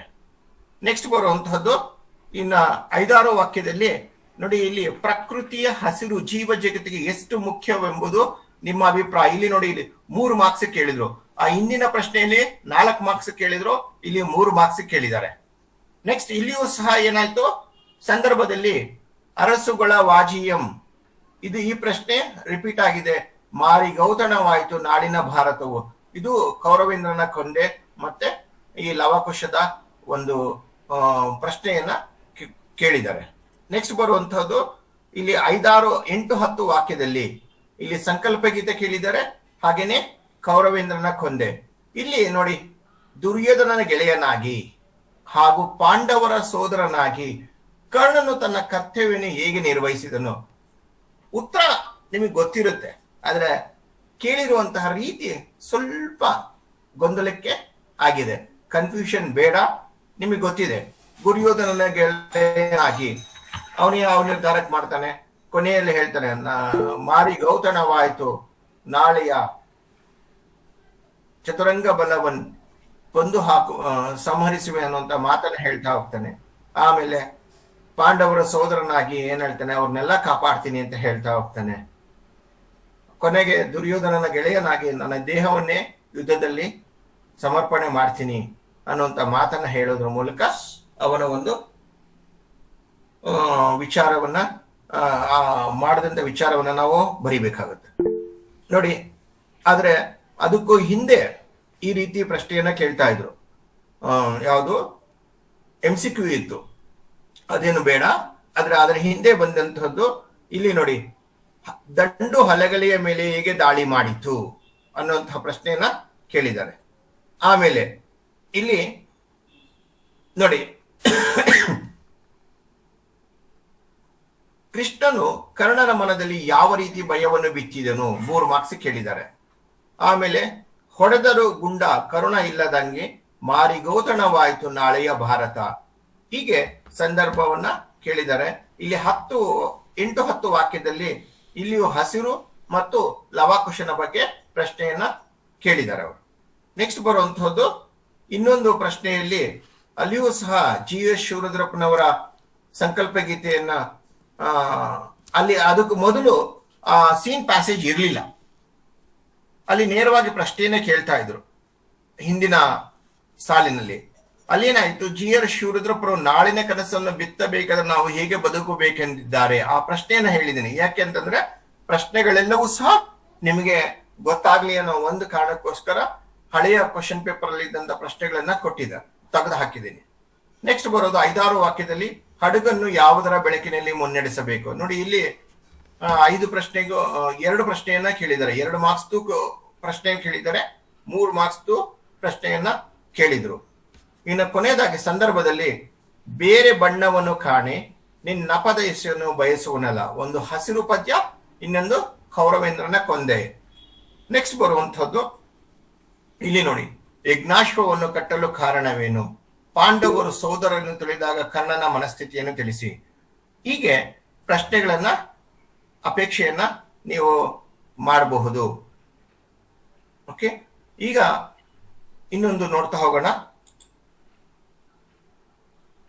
ಏನಾದ್ರೂ ಡೌಟ್ ಇದೆಯಾ? ಏನಾದ್ರು ಕೇಳೋದಿದ್ಯಾ ನೀವು? ಏನು ಕೇಳೋದಿಲ್ಲ? Emoji ಕಳಿಸ್ಬೇಡಿ please. ಜ್ಯೋತಿ ಏನಿಲ್ಲ ಸರ್. ಏನ್ ಹೇಳಿ? ಅವ್ರು ಇಬ್ರು ಯಾರೋ ಸ್ಟೂಡೆಂಟ್ ಅನ್ಸುತ್ತೆ ನೋಡಿ, ಕಂಟಿನ್ಯೂ ಆಗಿ ಕಳಿಸ್ತಾ ಇದ್ದಾರೆ, ಮೆಸೇಜ್ ಹಾಕಿದ್ರು. ಡಿಲೀಟ್ ಮಾಡ್ಬಿಡಿ, ಔಟ್ ತೆಗೆದಾಕ್ಬಿಡು ಜ್ಯೋತಿ ನೋಡು. ಮತ್ತೆ ಏನಾದ್ರು ಪ್ರಶ್ನೆಗಳಿದೆಯಾ ನಿಮ್ಮಿಂದ? ಇಲ್ಲ ಸರ್. ಇಲ್ಲ. ಇಲ್ಲ ಸರ್. ಇಲ್ಲ ಸರ್. ನೋಡಿ ಇಲ್ಲಿ ಒಬ್ಬೊಬ್ಬರಾಗಿ ಯಾರಾದ್ರೂ ನೋಡಿ, ಇಲ್ಲಿ ಪ್ರಶ್ನೆಗಳು ನಾನು ಬರ್ಸಿರೋದು ಅಂದ್ರೆ ಪ್ರತಿ ಶಿಕ್ಷಕರು ಬರ್ಸೋದು ಒಂದೇ ಪ್ರಶ್ನೆನೆ, ಆದ್ರೆ ಬರವಣಿಗೆ ಮಾತ್ರ ಸ್ವಲ್ಪ ಆ ಕಡೆ ಈ ಕಡೆ ಇರುತ್ತೆ, ವಿಚಾರ ಒಂದೇ ಇರುತ್ತೆ. ಹಡಗನ್ನು ಯಾವುದರ ಬೆಳಕಿನಲ್ಲಿ ಮುನ್ನಡೆಸಬೇಕು. ಇಲ್ಲಿ ಮುಖ್ಯವಾಗಿ ಇಲ್ಲಿ ಹಡಗು ಬೇರೆ ಅಲ್ಲ, ನಮ್ಮ ಜೀವನ ಬೇರೆ ಅಲ್ಲ. ಓಕೆ, ಆಮೇಲೆ ಅದನ್ನ ನಾವೇನ್ ಮಾಡಬೇಕು, ಪ್ರೀತಿಯಿಂದ ಹಣತೆಯನ್ನು ಹಚ್ಚೋದ್ರ ಮೂಲಕ, ಆಮೇಲೆ ಜ್ಞಾನದ ದೀಪದ ಬೆಳಕಿನ ಮೂಲಕ, ಈ 3-4 ಪದಗಳು ಆ ಒಂದು ಪ್ರಶ್ನೆಗೆ ಸ್ವಲ್ಪ ಹೆಚ್ಚಿನ ಮೌಲ್ಯಗಳನ್ನ ತಂದುಕೊಡುವಂತಹ ಪದಗಳಾಗಿರುತ್ತೆ. ನೆಕ್ಸ್ಟ್ ಬರುವಂತಹದ್ದು ಕಾಡು ಮೇಡುಗಳಿಗೆ ಹೇಗೆ ಮುಟ್ಟಬೇಕು ಅನ್ನೋದನ್ನ ಹೇಳ್ತಾ ಹೋಗ್ತಾರೆ. ನಾವು ಕಾಡಿಗೆ ಯಾಕೆ ಮುಟ್ಟಬೇಕು ಅಂತಂದ್ರೆ, ಅದು ಕಾಡು ಬರಡಾಗ್ಬಿಟ್ಟಿದೆ ಅನ್ನೋದು ನಮಗೆ ಗೊತ್ತಿರುತ್ತೆ. ನಾವು ಹೇಗಿರ್ಬೇಕು, ವಸಂತ ಮಾಸದ ಚಿಗುರಿನ ರೀತಿಯಲ್ಲಿ ನಾವು ಕಾಡನ್ನ ಮುಟ್ಟಬೇಕು ಅಂತ ಅಂದ್ಬಿಟ್ಟು ಹೇಳ್ತಾರೆ. ಒಟ್ಟಿನಲ್ಲಿ ನಾವು ನವ ಚೈತನ್ಯ ಭರಿತರಾಗಿ ನಾವು ಕಾಡಿಗೆ ಬದುಕಬೇಕು ಅನ್ನುವಂತಹದ್ದು ಕವಿಯ ಒಂದು ಆಸೆ ಮತ್ತು ಅಭಿಲಾಷೆ. ಮತ್ತೆ ಹೊಸ ಭರವಸೆಯನ್ನು ಮೂಡಿಸುವುದರಲ್ಲಿ ಯಾವುದರ ನಡುವೆ ಸೇತುವೆಯಾಗಬೇಕು? ನಮ್ದೇನಾಗಿದೆ, ಮನುಜರ ನಡುವೆ ಸೇತುವೆ ಆಗ್ಬೇಕು. ಏನಕ್ಕೋಸ್ಕರ ಮನುಜರ ನಡುವೆ ಸೇತುವೆ ಆಗ್ಬೇಕು ಅಂತಂದ್ರೆ ಏನಾಗಿದೆ, ನಮ್ಮಲ್ಲಿ ಭಾಷೆ, ಜಾತಿ, ಧರ್ಮ, ಭೇದ ಭಾವ ಜಾಸ್ತಿ ಆಗ್ಬಿಟ್ಟಿದೆ. ಇದರಿಂದ ಅಡ್ಡಗೋಡೆಗಳನ್ನ ನಾವು ಬೀಳಿಸ್ಬೇಕಾಗತ್ತೆ. त्यांचा अप्पा सर्वांची एक पक्ष आणून दिला होता. आम्ही काय नाही, त्यांचा अप्पा ते ಮ್ಯೂಟ್ ಮಾಡ್ಕೊಂಡು ನೋಡಿ, ಪ್ರೀತಿ, ಸ್ನೇಹ, ಪ್ರೀತಿ, ನಂಬಿಕೆಯನ್ನ ನಾವು ಮೂಲಕ ಅಡ್ಡಗೋಡೆಗಳನ್ನ ಬೀಳಿಸ್ಬೇಕು ಅನ್ನೋಂಥದ್ದನ್ನ ಹೇಳ್ತಾ ಹೋಗ್ತಾರೆ. ಹೀಗೆ ಆ ಮೂಲಕವಾಗಿ ನಾವು ಸೇತುವೆಯ ಭರವಸೆಯ ಸೇತುವೆ ಆಗ್ಬೇಕು ಅನ್ನುವಂಥದ್ದು ಕವಿಯ ಒಂದು ಅಭಿಪ್ರಾಯ. ಈ ಹೊಸ ಭರವಸೆ, ಈ ಪದಗಳು ಹೆಚ್ಚು ನಮ್ಮ ಒಂದು ಪ್ರಶ್ನೆಗೆ ತೂಕವನ್ನ ಕೊಡ್ತಾ ಹೋಗುತ್ತೆ. ಅದಕ್ಕೋಸ್ಕರನೇ ಸಾಧ್ಯವಾದಷ್ಟು ಪದಗಳನ್ನ ಪರೀಕ್ಷೆ ಉತ್ತರದಲ್ಲಿ ಪದ್ಯದಲ್ಲಿರುವಂತಹ ಪದಗಳನ್ನೇ ನೀವು ಜಾಸ್ತಿ ಬೆಳೆಸಿದ್ರೆ ಒಳ್ಳೆಯದು. ನೆಕ್ಸ್ಟ್ ಬರುವಂತಹದ್ದು 10 ವಾಕ್ಯದಲ್ಲಿ ನೋಡ್ತಾ ಹೋಗೋಣ. ನೋಡಿ, ಇಲ್ಲಿ ಯಾವ ಸಂಕಲ್ಪ ಕೈಗೊಳ್ಳಬೇಕು ಅನ್ನೋದನ್ನ ಹೇಳಿದ್ದಾರೆ. ಧನಾತ್ಮಕ ಭಾವನೆ, ಇಷ್ಟು ಸಹ ನಮ್ಗೆ ಟೆಕ್ಸ್ಟ್ ಬುಕ್ ಅಲ್ಲೇ ಸಿಕ್ಕೋಗ್ಬಿಡುತ್ತೆ. ಆಮೇಲೆ ಇನ್ನು ಪದ್ಯದಲ್ಲಿರುವಂತಹ ವಿಚಾರಗಳನ್ನೆಲ್ಲ ಬರಿತಾ ಹೋಗ್ತೀವಿ. ಇದು ಕವಿಯ ಒಂದು ಆಶಯ ಆಗಿರುತ್ತೆ. ಹಾಗೆಯೇ ಈ ಕವಿಯ ಒಂದು ಆಶಯದಲ್ಲಿ ನಾವು ಯಾವ ರೀತಿ ಅನುಷ್ಠಾನಗೊಳಿಸ್ಬೇಕು ಅನ್ನೋದನ್ನ ಕೇಳ್ತಾ ಹೋಗ್ತಾರೆ. ಅಲ್ಲಿ ಅನುಷ್ಠಾನ ಅಂತಂದ್ರೆ ಏನು ಅಂದ್ರೆ, ನಾವು ಏನೆಲ್ಲ ಕೆಲಸ ಮಾಡಬೇಕು ಅನ್ನೋದನ್ನ ಹೇಳ್ತಾ ಹೋಗ್ತಾರೆ. ಮೊದಲನೇದಾಗಿ ನಾವು ಯಾವ ಸಂಕಲ್ಪ ಮಾಡ್ಬೇಕು ಅನ್ನೋದನ್ನ ಬರಿಬೇಕಾಗತ್ತೆ. ಆಮೇಲೆ ಯಾವ ರೀತಿ ಕಾರ್ಯರೂಪಕ್ಕೆ ತರಬೇಕು ಅನ್ನೋದನ್ನ ಹೇಳ್ಬೇಕಾಗತ್ತೆ. ಅಂದ್ರೆ ನದಿ ಆಗ್ತೀವಿ. ಜ್ಯೋತಿ ಭಂಡಾರಿ ಅವ್ರನ್ನ ಅನ್ನೋದು ಸ್ವಲ್ಪ ರಿಮೂವ್ ಮಾಡ್ಬಿಡಿ ಸರ್. ರಿಮೂವ್ ಮಾಡಿ. ಜ್ಯೋತಿ ಭಂಡಾರಿ ಅಂತ ಇದ್ದಾರೆ, ರಿಮೂವ್ ಮಾಡಿ ಅವ್ರು. ಜ್ಯೋತಿ ಅಂತ ಹುಡುಗಿ ಬರುತ್ತೆ. ಪಾಠ ಕೇಳಿದ್ಬಿಟ್ಟು ಎಮೋಜಿ ಕಳ್ಸೋದು ಅದು ಅವಶ್ಯಕತೆ ಇದೆಯಾ ಮಕ್ಕಳೇ? ಗಮನ ಕೊಟ್ಟು ಪಾಠ ಕೇಳಿ. ಏನಾದ್ರೂ ಡೌಟ್ಸ್ ಇದ್ರೆ ಪ್ರಶ್ನೆಗಳನ್ನು ಕೇಳಿ, ಚಾಟ್ ಬಾಕ್ಸ್ ಅಲ್ಲಿ ಬರೀರಿ.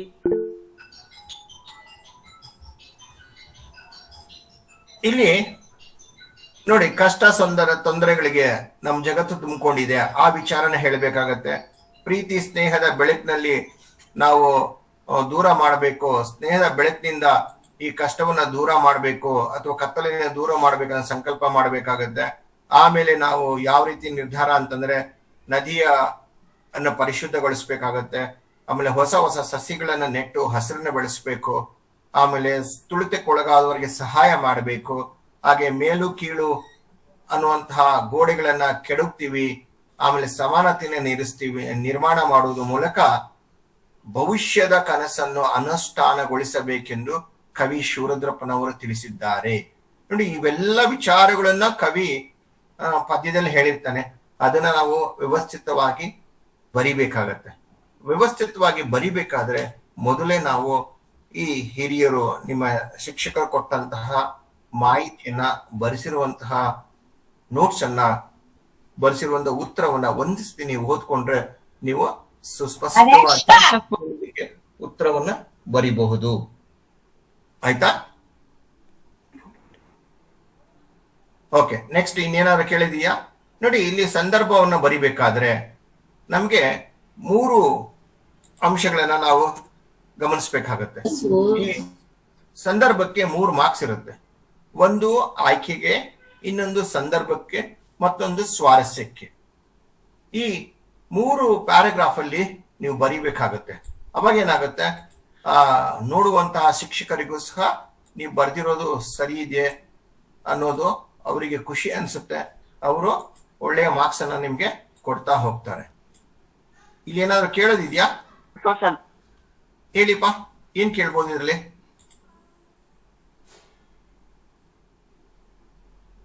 ಗೊತ್ತಾಯ್ತಾ? ಇದು ಆಯ್ಕೆ ಅಂತಂದ್ರೆ ಕವಿಗಳ ಹೆಸರು ಬರಿಬೇಕಾಗತ್ತೆ, ಆಮೇಲೆ ಕವನದ ಹೆಸರನ್ನ ಬರಿಬೇಕಾಗತ್ತೆ, ಆಮೇಲೆ ಯಾವ ಸಂದರ್ಭದಲ್ಲಿ ಯಾರಿಗೆ ಹೇಳಿರ್ಬೋದು ಕವಿ ಅನ್ನೋದನ್ನ ಒಂದು ವಾಕ್ಯದಲ್ಲಿ ಬರೆದು, ಅಕಸ್ಮಾತ್ ನೀವು ಬರೀಲಿಕ್ಕೆ ಗೊತ್ತಿಲ್ಲ ಅಂದ್ರೂ ಆಯ್ಕೆಯನ್ನ ಕವಿ ಮತ್ತು ಕವನದ ಹೆಸರು ಬರೆದ್ರು ಸಹ ನಿಮ್ಗೆ 1 ಮಾರ್ಕ್ಸ್ ಸಿಗುತ್ತೆ. ನಂತರ ಸಂದರ್ಭ ನಿಮಗೆ ಗೊತ್ತೇ ಇದೆ ಅಲ್ವಾ? ಆಮೇಲೆ ಸ್ವಾರಸ್ಯ. ಈ ಸಂದರ್ಭ ಅರ್ಥ ಆದ್ರೆ ಅದರ ಸಂದೇಶ ಏನು, ಅದರ ಅಭಿಪ್ರಾಯವೇನು, ಮತ್ತೆ ಕವಿಯ ಒಂದು ಏನು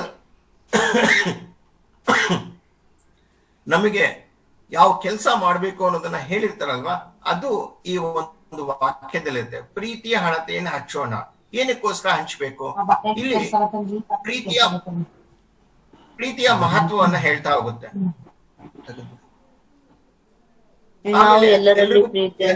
ಹೇಳ್ತಾರೆ. ಆಮೇಲೆ ಪರಸ್ಪರ ಗೌರವ ಪ್ರೀತಿಯಿಂದ ಕಾಣಬೇಕು ಅನ್ನುವಂತ ಸಂದೇಶವನ್ನ ಕವಿ ಇಲ್ಲಿ ಕೊಟ್ಟಿದ್ದಾರೆ ಅನ್ನುವಂಥದ್ದೇ ಈ ಒಂದು ವಾಕ್ಯದ ಒಂದು ಮಹತ್ವ.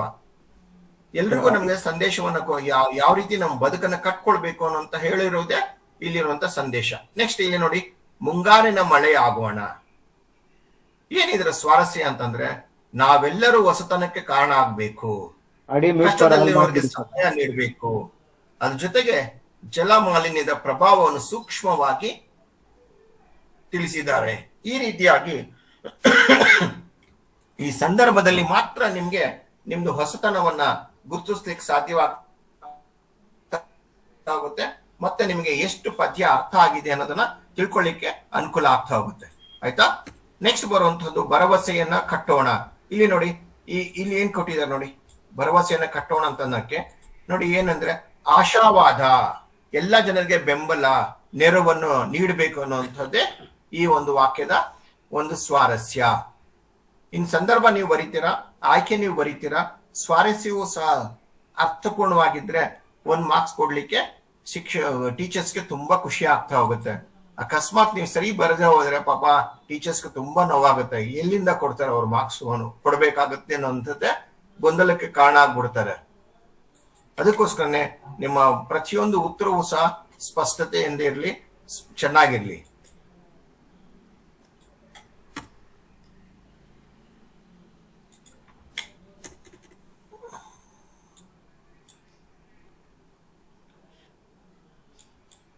ನೋಡಿ, ಇಲ್ಲಿ ಹೊಸ ಎಚ್ಚರದಲ್ಲೂ ಬದುಕೋಣ. ಹೊಸ ಎಚ್ಚರದಲ್ಲಿ ಯಾಕೆ ಬದುಕಬೇಕು? ಶಾಂತಿ ಸಹಕಾರದ ಜೀವನದ ಅವಶ್ಯಕತೆ ತಿಳಿಸೋಕೋಸ್ಕರ ಇರುವಂತಹದ್ದೇ ಈ ಒಂದು ವಾಕ್ಯದ ಒಂದು ಸ್ವಾರಸ್ಯ. ಒಟ್ಟು ನಾವು ಎಚ್ಚರಿಕೆಯಿಂದ ಬದುಕನ್ನು ಕಟ್ಕೊಳ್ಬೇಕು ಅನ್ನೋದನ್ನು ಹೇಳುವಂಥದ್ದೇ ಈ ವಾಕ್ಯದ ಒಂದು ಉದ್ದೇಶವಾಗಿದೆ. ಮತ್ತೆ ಈ ಸಂದರ್ಭ ಯಾವಾಗ ಬಂತು ಅಂತಂದ್ರೆ, ಈ ಹೇಳಲಿಕ್ಕೆ ಕಾರಣ ಅಂತಂದ್ರೆ ಅನೇಕರಿಗೆ ಭಯ ಇದೆ. ಹಾಗೇನೆ ನಾವು ಜಾತಿ ಧರ್ಮದ ಆಧಾರದಿಂದ ಬದುಕನ್ನು ಕಟ್ಕೊಂಡಿದ್ದೀವಿ. ಈ ಒಂದು ಕಾರಣಕ್ಕೋಸ್ಕರ ಎಚ್ಚರದಿಂದ ಸಾಗಿಸ್ಬೇಕು. ಇಲ್ಲ ಅಂದ್ರೆ ಸಮಾಜ ಹೊಡೆದೋಗ್ಬಿಡುತ್ತೆ, ಆ ಸಮಾಜ ಹೊಡೆದು ಹೋಗ್ಬಾರ್ದು ಅನ್ನುವಂತ ಹೇಳುವಂತ ಸಂದರ್ಭದಲ್ಲಿ ಇಲ್ಲಿ ಕವಿ ನಮಗೆ ಈ ವಾಕ್ಯವನ್ನ ಬಳಸಿದಾನೆ. ನೋಡಿ, ಇಲ್ಲಿ ನಾನು ಬರ್ದಿರುವಂತಹ ವಾಕ್ಯಗಳು ಒಂದೆರಡು, ಹೇಳಿರುವಂತಹ ರೀತಿ ಒಂದೆರಡು ಬದಲಾವಣೆ ಆಗಿರ್ಬೋದು, ಅಥವಾ ನಿಮ್ ಟೀಚರು ಸಹ ಹೇಳಿರುವಂತಹ ಪದ ಅಥವಾ ವಾಕ್ಯಗಳು ಒಂದೆರಡು ವ್ಯತ್ಯಾಸ ಇರ್ಬೋದು. ಆದ್ರೆ ಪ್ರತಿಯೊಬ್ಬರು ಹೇಳಿರುವುದೇ ಅರ್ಥನೂ ಸಹ ಒಂದೇ ಆಗಿರುತ್ತೆ. ನೀವೇನು ಭಯ ಬೀಳೋ ಅವಶ್ಯಕತೆ ಇರಲ್ಲ. ನಿಮ್ ಟೀಚರ್ ಹಾಗೆ ಹೇಳ್ಕೊಟ್ಟಿದಾರೋ ಹಾಗೆ ಬರಿಬೇಕು. ಆದ್ರೆ ಈ 3 ಅಂಶಗಳು ಮಾತ್ರ ಚಾಚು ತಪ್ಪದೆ ಬರಿಬೇಕಾಗುತ್ತೆ. ಒಂದು ಆಯ್ಕೆ, ಇನ್ನೊಂದು ಸಂದರ್ಭ, ಮತ್ತೊಂದು ಸ್ವಾರಸ್ಯ. ಈ 3 ಅಂಶಗಳು ಇರಲೇಬೇಕಾಗುತ್ತೆ. ಓಕೆ, ಈಗ ಇಷ್ಟೊತ್ತು ನಾನು ಹೇಳಿದೆ. ಈಗ ಬೇರೆ ಯಾವ್ದಾದ್ರು ಪದ್ಯದ ಬಗ್ಗೆ ಏನಾದ್ರು ನಿಮಗೆ ಗೊಂದಲ ಇದ್ರೆ ಅದನ್ನು ಮಾತ್ರ ಫಸ್ಟ್ ನೋಡ್ಬಿಡೋಣ. ಯಾವ್ದಾದ್ರು ಪದ್ಯದ ಏನಾದ್ರು ಹೇಳ್ಬೇಕಾ? ಪ್ಲೀಸ್, ಯಾವ್ದಾದ್ರು ಪದ್ಯದ ವಿಚಾರ ಏನ ಕೇಳೋದಿದ್ಯಾ ನಿಮ್ದು?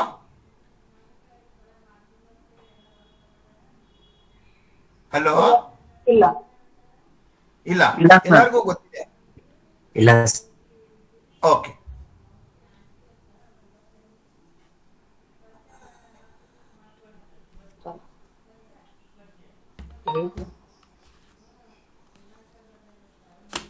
ನೋಡಿ, ಇಲ್ಲಿ ದಂಗೆಯ ಪರಿಣಾಮ ಇದನ್ನ ಮಾತ್ರ ಓದ್ತಾ ಹೋಗೋಣ.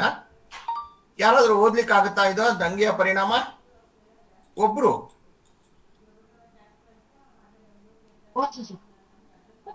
ಓದಿ ನೋಡೋಣ.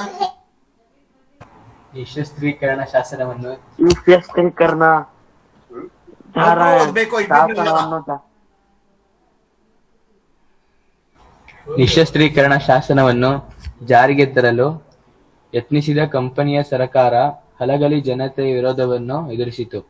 ಸರಕಾರದ ಪರವಾಗಿ ಶಾಸನವನ್ನು ಜಾರಿ ಮಾಡಲು ಬಂದ ಕಾರಕೂನನಿಗೆ ಜನರು ಹೊಡೆದರು. ನಂತರ ಬಂದ ಕುದುರೆ ದಳವನ್ನು ಗುಂಡು ಹಾರಿಸಿ ಓಡಿಸಿದರು. ದೊಡ್ಡ ಸೈನ್ಯದೊಂದಿಗೆ ಬಂದು ಬುದ್ಧಿಮಾತು ಹೇಳಿದ ಹೆಬಲಕ ಸಾಹೇಬ, ನನ್ನ ಬೇಡರ ಜಡಗನು, ಇವರು ವಿಶ್ವಾಸಘಾತಕರು, ದ್ರೋಹಿಗಳು, ಅವರ ಮಾತನ್ನು ನಂಬಬೇಡಿ ಎಂದು ಗುಂಡು ಹಾರಿಸಿ ಕೊಂದು ಹಾಕಿದನು. ಇದರಿಂದ ಕೋಪಗೊಂಡ ಕಾರ ಸಾಹೇಬನ ಅಪ್ಪಣೆಯಂತೆ ಸೈನ್ಯವು ಜನರನ್ನು ಕಡಿದು ಚೆಲ್ಲಿತು. ಬೆನ್ನು ಹತ್ತಿ ತಪ್ಪಿಸಿಕೊಳ್ಳಲು ಅವಕಾಶವನ್ನು ನೀಡಲಿಲ್ಲ. ಮಕ್ಕಳು, ಹೆಂಗಸರು, ಮುದುಕರು ಎನ್ನದೆ ದಯ ತೋರದೆ ಜನರನ್ನು ಸುತ್ತಿಗಟ್ಟಿ ಗುಂಡು ಹೊಡೆದು ಸಾಯಿಸಿದರು. ಊರಿನ ಪ್ರತಿ ಮನೆಯ ಕೊಡಲಿ, ಕುಡ, ಹಾಲು, ಮೊಸರು, ಉಪ್ಪು, ಎಣ್ಣೆ, ಜೀರಿಗೆ, ಸಕ್ಕರೆ, ಮಂಗಳಸೂತ್ರ ಹೀಗೆ ಎಲ್ಲವನ್ನು ಲೂಟಿ ಮಾಡಿ ಊರಿಗೆ ಬೆಂಕಿ ಹಚ್ಚಿದರು. ಹಲಗಲಿ ಎನ್ನುವ ಊರಿನ ಗುರುತು ಕಾಣದಂತಾಯಿತು. ಇಂದು ಅಂದಿನ ಹೋರಾಟದ ಕತೆ ಎಲ್ಲರಿಗೂ ದೇಶಪ್ರೇಮ, ಸ್ವಾಭಿಮಾನದ ಸ್ಫೂರ್ತಿಯಾಗಿದೆ.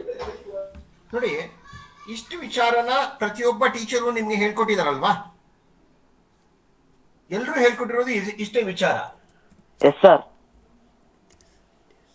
ಓಕೆ, ಅಂದ್ರೆ ಯೂನಿಫಾರ್ಮಿಟಿ ಎಲ್ಲರ ಹತ್ರನೂ ಇರುತ್ತೆ. ಆದ್ರೆ ವಾಕ್ಯಗಳು ಆ ಕಡೆ ಈ ಕಡೆ ಒಂದೆರಡು ವ್ಯತ್ಯಾಸ ಇರಬಹುದು. ಓಕೆ, ಇನ್ನ ಕೌರವೇಂದ್ರನೇ ಕೊಂದೆ. ನೋಡಿ, ಸ್ವಲ್ಪ ಈ ಪ್ರಶ್ನೆ ಮಾತ್ರ ಓದ್ಲಿಕ್ಕೆ ಹೇಳ್ತೀನಿ ನೋಡಿ.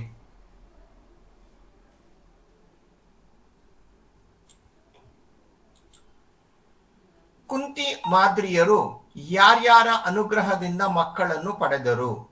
ಸೂರ್ಯ ದೇವನ ಅನುಗ್ರಹದಿಂದ ಕರ್ಣನನ್ನು, ಯಮಧರ್ಮನ ಅನುಗ್ರಹದಿಂದ ಧರ್ಮರಾಯನನ್ನು, ವಾಯುದೇವನ ಅನುಗ್ರಹದಿಂದ ಭೀಮನನ್ನು, ಇಂದ್ರನ ಅನುಗ್ರಹದಿಂದ ಅರ್ಜುನನನ್ನು ಕುಂತಿಯು ಜನ್ಮ ನೀಡಿದಳು. ಮಾದ್ರಿಯು ಅಶ್ವಿನಿ ದೇವತೆಯ ಅನುಗ್ರಹದಿಂದ ನಕುಲ ಸಹದೇವರನ್ನು ಪಡೆದಳು.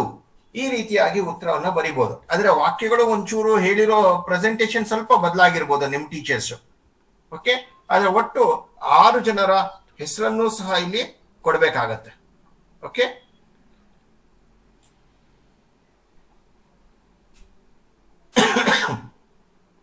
ನೆಕ್ಸ್ಟ್,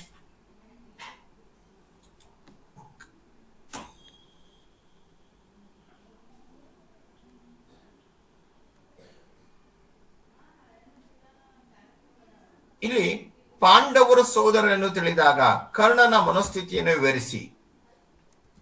ಕರ್ಣನು ತಾನು ಹೀನ ಕುಲದವನು, ಸೂತ ಪುತ್ರ ಎಂದು ತಿಳಿದಿದ್ದ.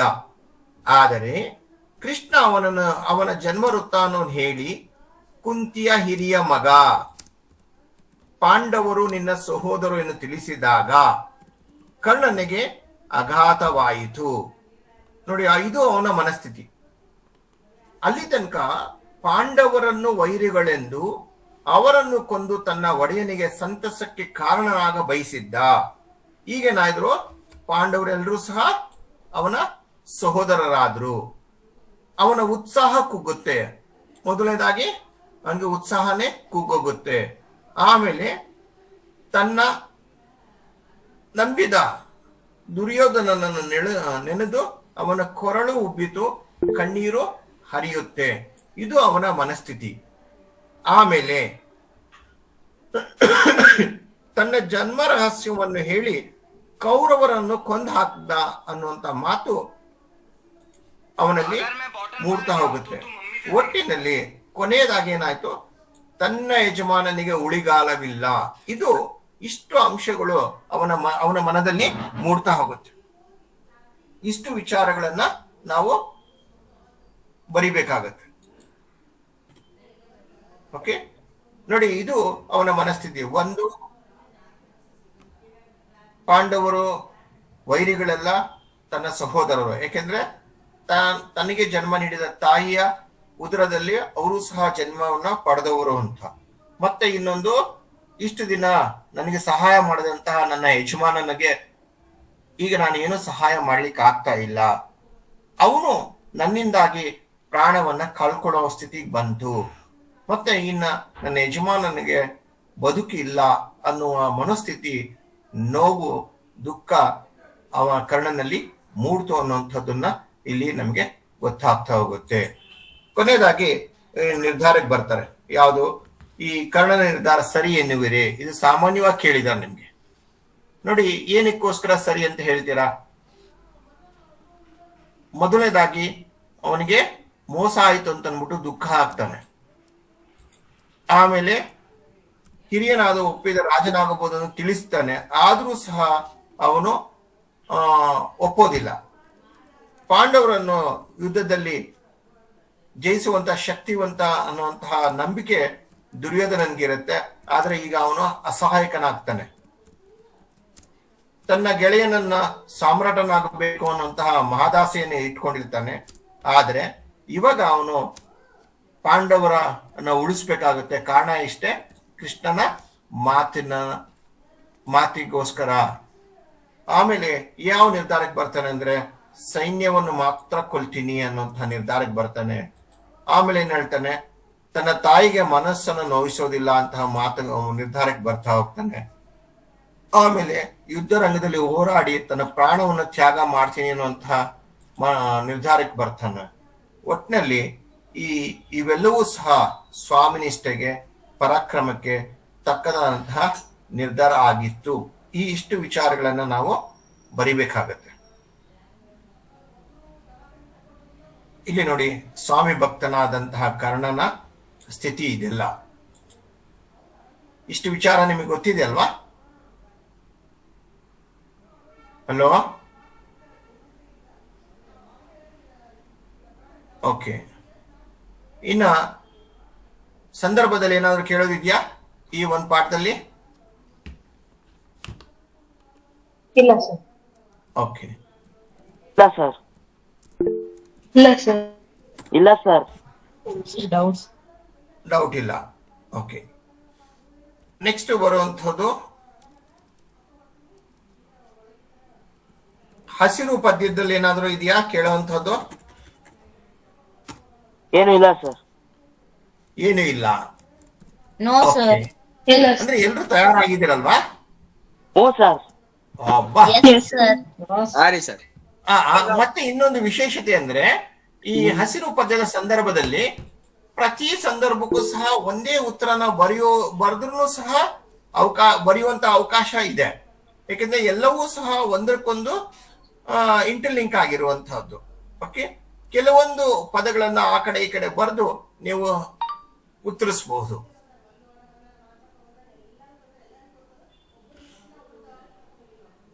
ಇನ್ನ ಏನು ಕೇಳೋದು, ಇದು ವೀರಲವದು, ಲಕ್ಷ್ಮೀಶನ ವೀರಲವದು ಏನಾದ್ರೂ ಇದೆಯಾ? No sir. ಇಲ್ಲ ಸರ್. ಇಲ್ಲ ಸರ್. ಓಕೆ, ಇನ್ನೇನಾದ್ರೂ ಪ್ರಶ್ನೆ ಇದ್ರೆ ಕೇಳ್ತಾ ಹೋಗಿ. ಅದನ್ನ ನಮ್ಮ ಜಾಸ್ತಿ ತಿಳಿದಿರುವಂತಹ ಪ್ರಶ್ನೆ, ಮಕ್ಕಳ ಮನಸ್ಥಿತಿಯ ಹೊಸ ರೀತಿಯಲ್ಲಿ ಅರ್ಥ ಮಾಡುವಂತಹ ಇಬ್ರು ವ್ಯಕ್ತಿಗಳು ಇದ್ದಾರೆ. ಒಂದು ಗಿರೀಶ್ ಪಾಟೀಲ್ ರವರು, ಇನ್ನೊಬ್ರು ದಿವಾಕರ್ ಅವರು, ಆಮೇಲೆ ನಾಗರಾಜ್ ಸರ್ ಅವರು ಇದ್ದಾರೆ. ಅವ್ರು ನಿಮ್ಗೆ ಸ್ಪಷ್ಟವಾದ ಮಾಹಿತಿಯನ್ನ ಕೊಡ್ತಾರೆ. ನಿಮ್ದು ಏನಾದ್ರೂ ಪ್ರಶ್ನೆಗಳಿದ್ರೆ ಕೇಳಬಹುದು.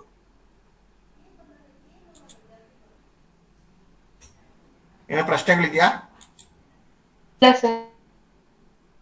ಸರ್. ಇಲ್ಲ ಸರ್. ಇಲ್ಲ ಸರ್. ನನಗಾಯ್ತು. ಹೇಳಪ್ಪ, ಏನಪ್ಪ ಕುಶಾಲ್? ಸಂದರ್ಭದಲ್ಲಿ ನಮ್ಮ ಓನ್ ವರ್ಡ್ಸ್ ಅಲ್ಲಿ ಬರೀಬೋದಾ, ಇಲ್ಲ ಅಂದ್ರೆ ನೋಟ್ಬುಕ್ ಅಲ್ಲಿ ಏನಾಯ್ತು ಅದೇ ಬರೀಬೇಕಾ? ಅಪ್ಪ ನೀನು ಓನ್ ಓಡಿಸು ಅಂತ ಅಂದ್ರೆ ಹಾ, ಒಂದ್ ನಿಮಿಷ, ಇಲ್ಲಿ ಒಂದ್ ಸಂದರ್ಭ ತೋರಿಸ್ತೀನಿ ನೋಡು.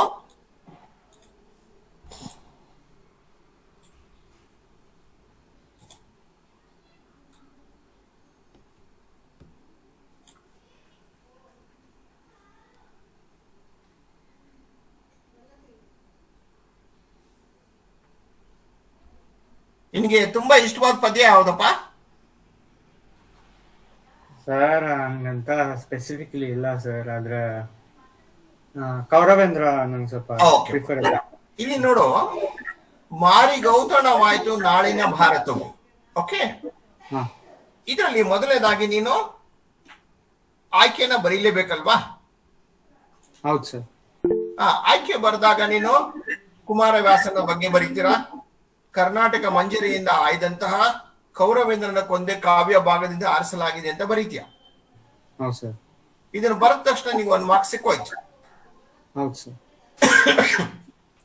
ಇದನ್ನ ನೀನೇನು ಓನ್ ವರ್ಡ್ಸ್ ಅಲ್ಲಿ ಹೊಸದಾಗಿ ಬರೀಲಿಕ್ಕೆ ಆಗಲ್ಲ. ಕಾರಣ ಏನಂದ್ರೆ ಅವೆಲ್ಲವೂ ಸಹ ಪುಸ್ತಕದಲ್ಲಿ ಇರುತ್ತೆ, ಅದ್ ನೀನು ಓದಿರ್ತೀಯ ಅಷ್ಟೇ. ಅದೇ ಪದಗಳನ್ನ ನೀವು ತಗೊಳ್ತೀಯ. ಆಮೇಲೆ ಈ ಮಾತನ್ನ ಯಾರು ಹೇಳ್ತಾರೆ? ಕರ್ಣನು ಕೃಷ್ಣನಿಗೆ ಅಭಯ ನೀಡುವಾಗ ಈ ಮಾತು ಬಂದಿದೆ. Okay, okay sir. ಕರ್ಣ ಕೃಷ್ಣನಿಗೆ ಮಾತು ಕೊಡ್ತಾರಲ್ಲ, ಅವಾಗ ಈ ಮಾತು ಬಂದಿದೆ ಅಂತ ಬರೀತ್ಯ. ನೆಕ್ಸ್ಟ್ ಸಂದರ್ಭ, ಯಾವ ಸಂದರ್ಭದಲ್ಲಿ ಈ ಮಾತು ಬಂತು ಅಂತಂದ್ರೆ, ಅವನಿಗೆ ಜನ್ಮ ವೃತ್ತಾಂತವನ್ನ ಗೊತ್ತಾಗುತ್ತೆ, ತನ್ನ ತಾಯಿ ಕುಂತಿ ಅನ್ನೋದು ಗೊತ್ತಾಗುತ್ತೆ. ಅವಾಗ ಆ ಸಂದರ್ಭದಲ್ಲಿ ಅವನು ಈ ಮಾತನ್ನ ಹೇಳೋದು ನಿನಗೆ ಗೊತ್ತೇ ಇದೆ ಅಲ್ವಾ? ಇದನ್ನೇನು ನಾವು ಹೊಸ ಪದಗಳು ಎಲ್ಲಿಂದನೂ ತಗೊಳಕ್ ಆಗಲ್ಲ, ಅಲ್ಲಿರುವಂತಹ ಪದಗಳನ್ನೇ ಬಳಸ್ತಾ ಹೋಗ್ತೀವಿ. ನೋಡಿ ಇಲ್ಲಿ ನೋಡಿ, ಶ್ರೀಕೃಷ್ಣನು ಪಾಂಡವರು ಕರ್ಣನಿಗೆ ಸೋದರರು ಎಂದು ತಿಳಿಸಿದಾಗ ತನ್ನ ತಾಯಿ ಕುಂತಿಗೆ ನೋವಾಗಬಾರದೆಂದು ಕರ್ಣನು ತನ್ನ ತಾಯಿಯ ಮಕ್ಕಳನ್ನು ಪಾಂಡವರನ್ನು ಕೊಲ್ಲದೆ. ನೋಡಿ ಈ ಪದ ನಿಮ್ಗೆ ಮುಖ್ಯವಾಗುತ್ತೆ. ಇವೆಲ್ಲ ಸಹ ಸೂಕ್ಷ್ಮವಾದಂತಹ ಮತ್ತು ಸಮರ್ಪಕವಾದ ಉತ್ತರವನ್ನು ಕೊಡುವಂತಹ ವಾಕ್ಯದ ಪದಗಳು. ಕೌರವನಿಗೆ ಮೋಸ ಮಾಡದೆ ಪಾಂಡವರ ಪಕ್ಷದ ಸೈನ್ಯವನ್ನು ಕೊಲ್ಲುವುದಾಗಿ ವಚನ ನೀಡುವನು. ಈ ಸಂದರ್ಭದಲ್ಲಿ ಈ ಮೇಲಿನ ಮಾತು ಬಂದಿದೆ. ಇಲ್ಲಿ ಓನ್ ಅಂತಂದಿಲ್ಲ, ಅಲ್ಲಿರುವ ವಿಚಾರನೇ ನೀನ್ ತಗೊಂಡು ಬರೀತಾ ಹೋಗ್ತೀಯ ಅಲ್ವಾ? ಪದ್ಯಗಳು ಬೇರೆದು ಆಗ್ಬೋದಲ್ಲ ಸರ್? ಆಯ್ತಪ್ಪ, ಇನ್ನೊಂದು ತಗೊಳ್ತೀನಿ ನಾನು. ಓಕೆ, ಸ್ವಾರಸ್ಯ ಅಂದ್ರೆ ಏನು ಸರ್? ಅದು ಸಮರಿ. ಈ ಒಂದು ಪ್ರಶ್ನೆಯ ಒಂದು ವಿಶೇಷವಾದ ಅರ್ಥ ಇರುತ್ತೆ. ಇಲ್ಲಿ ಏನಾಗಿದೆ, ಈ ವಾಕ್ಯದಲ್ಲಿ ಮಾರಿ ಗೌತಣವಾಯಿತು ನಾಳಿನ ಭಾರತವು, ಅಲ್ಲಿ ಏನಾಗುತ್ತೆ, ಈ ಮಾತಿನಲ್ಲಿ ಕರ್ಣನ ಸೋದರ ವಾತ್ಸಲ್ಯ ಗೊತ್ತಾಗುತ್ತೆ, ತಾಯಿಯ ಪ್ರೇಮ ಗೊತ್ತಾಗುತ್ತೆ, ತಾನಿಗೆ ಸಾಕಿದ ಯಜಮಾನನ ಬಗ್ಗೆ ನಿಷ್ಠೆ ಇರುವಂತಹದ್ದು ಎಲ್ಲವೂ ಸಹ ಇಲ್ಲಿ ಗೊತ್ತಾಗ್ತಾ ಹೋಗುತ್ತೆ. ಇದೇ ಈ ಒಂದು ವಾಕ್ಯದ ಸ್ವಾರಸ್ಯಪ್ಪ. Okay sir. ಆಯ್ತಾ? ಕಂದಪ್ಪ ಗೊತ್ತಾಯ್ತಾ? ಹಾ ಸರಿ ಸರ್, ಗೊತ್ತಾಯ್ತು. ಓಕೆ, ಇನ್ನೊಂದು ತಗೊಳ್ತೀನಿ ನೋಡಿ. ಸರ್ ಮತ್ತೆ ಅಕಸ್ಮಾತ್ ನಿಮ್ ಕೈಯಲ್ಲಿ ಆಗ್ಬೋದು ಅಂದ್ರೆ ಎಲ್ಲಾ ಸಂದರ್ಭದಲ್ಲೂ ಈ ತರ ಕೀಪ್ ಅನ್ಸ್ ಅಂಡರ್ಲೈನ್ ಮಾಡಿ ಕಳಿಸ್ತೀರಾ sir PDF? Key point underline ಮಾಡಿ ಕಳಿಸ್ಬೇಕಾ? ಆಯ್ತಪ್ಪ. ಹಾ ಯಾವ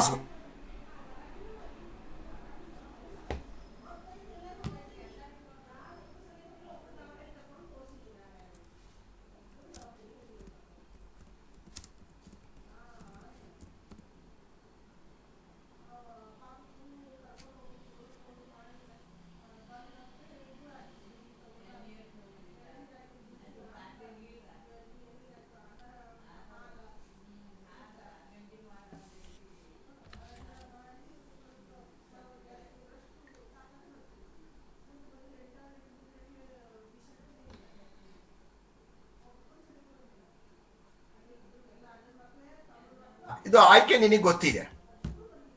ಹೌದು ಸರ್. ಈ ಹೊಸ ಎಚ್ಚರದಲ್ಲಿ ಬದುಕೋಣ ಅನ್ನೋದಕ್ಕೆ ಸಂದರ್ಭ ಯಾವುದು? ನಮ್ಮ ಜೀವನ ಭಯ ಮತ್ತು ಸಂಶಯದಿಂದ ತುಂಬಿದೆ. ಆಮೇಲೆ ಜಾತಿ ಧರ್ಮದ ಬದುಕಿನ ಆಧಾರದಲ್ಲಿ ಕಟ್ಟಿಕೊಂಡಿದ್ದೇವೆ. ಈ ಕಾರಣದಿಂದ ನಮ್ಮ ಜೀವನದ ದಾರಿಯನ್ನು ಎಚ್ಚರದಲ್ಲಿ ಸಾಗಿಸಬೇಕು. ಕಾರಣ ಗೊತ್ತಿಲ್ವಾ? ಕಾರಣ ಏನು ಕೇಳು? ಬದುಕನ್ನು ಕಟ್ಟಿಕೊಂಡು ಜಾತಿ ಧರ್ಮದ ಆಧಾರದಿಂದ ಬದುಕನ್ನು ಕಟ್ಕೊಂಡ್ಬಿಟ್ಟಿದೀವಿ. ಓಕೆ, ಅದಕ್ಕೋಸ್ಕರನೇ ಹೊಸ ಎಚ್ಚರದಲ್ಲಿ ಬದುಕೋಬೇಕು, ಸಾಗಿಸಬೇಕು. ಇದರಿಂದ ಒಡೆದು ಹೋಗಬಾರದು.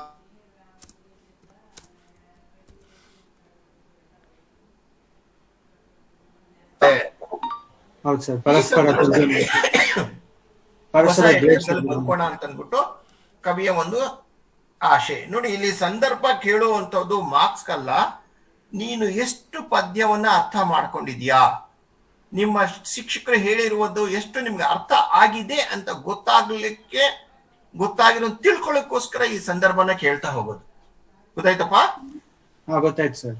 ಪ್ರತಿ ನೀನು ಒಂದು ಕ್ಲಾಸಿಗೆ ಬಂದಿದ್ಯಾ, ಒಂದು ಪಾಠ ಕೇಳ್ತಾ ಇದೀಯಾ ಅಂದ್ರೆ ಅಲ್ಲಿ ನಿನ್ನಲ್ಲಿ ಯಾವ ರೀತಿಯ ಮನಸ್ಥಿತಿ ಬದಲಾಗುತ್ತೆ ಅನ್ನೋದಕ್ಕೋಸ್ಕರ ಪ್ರತಿ ಪಾಠದ್ದು ಒಂದು ಉದ್ದೇಶನೇ ಇರುತ್ತೆ. Okay sir. ನೋಡಿ, ನೆಕ್ಸ್ಟ್ ಕೊನೆಯದಾಗಿ ಏನಾಯ್ತು? ಇದು ಸ್ವಾರಸ್ಯ ಅಂದ್ರೆ ಏನು? ನಮಗೆ ಎಚ್ಚರಿಕೆ ಮತ್ತು ಹೇಗೆ ಬದುಕನ್ನು ಕಟ್ಟಿಕೊಳ್ಳಬೇಕು ಅನ್ನುವಂಥದ್ದು ತಿಳಿಸುವಂಥದ್ದೇ ಇದರ ಒಂದು ಸ್ವಾರಸ್ಯ ಅಲ್ವಾ?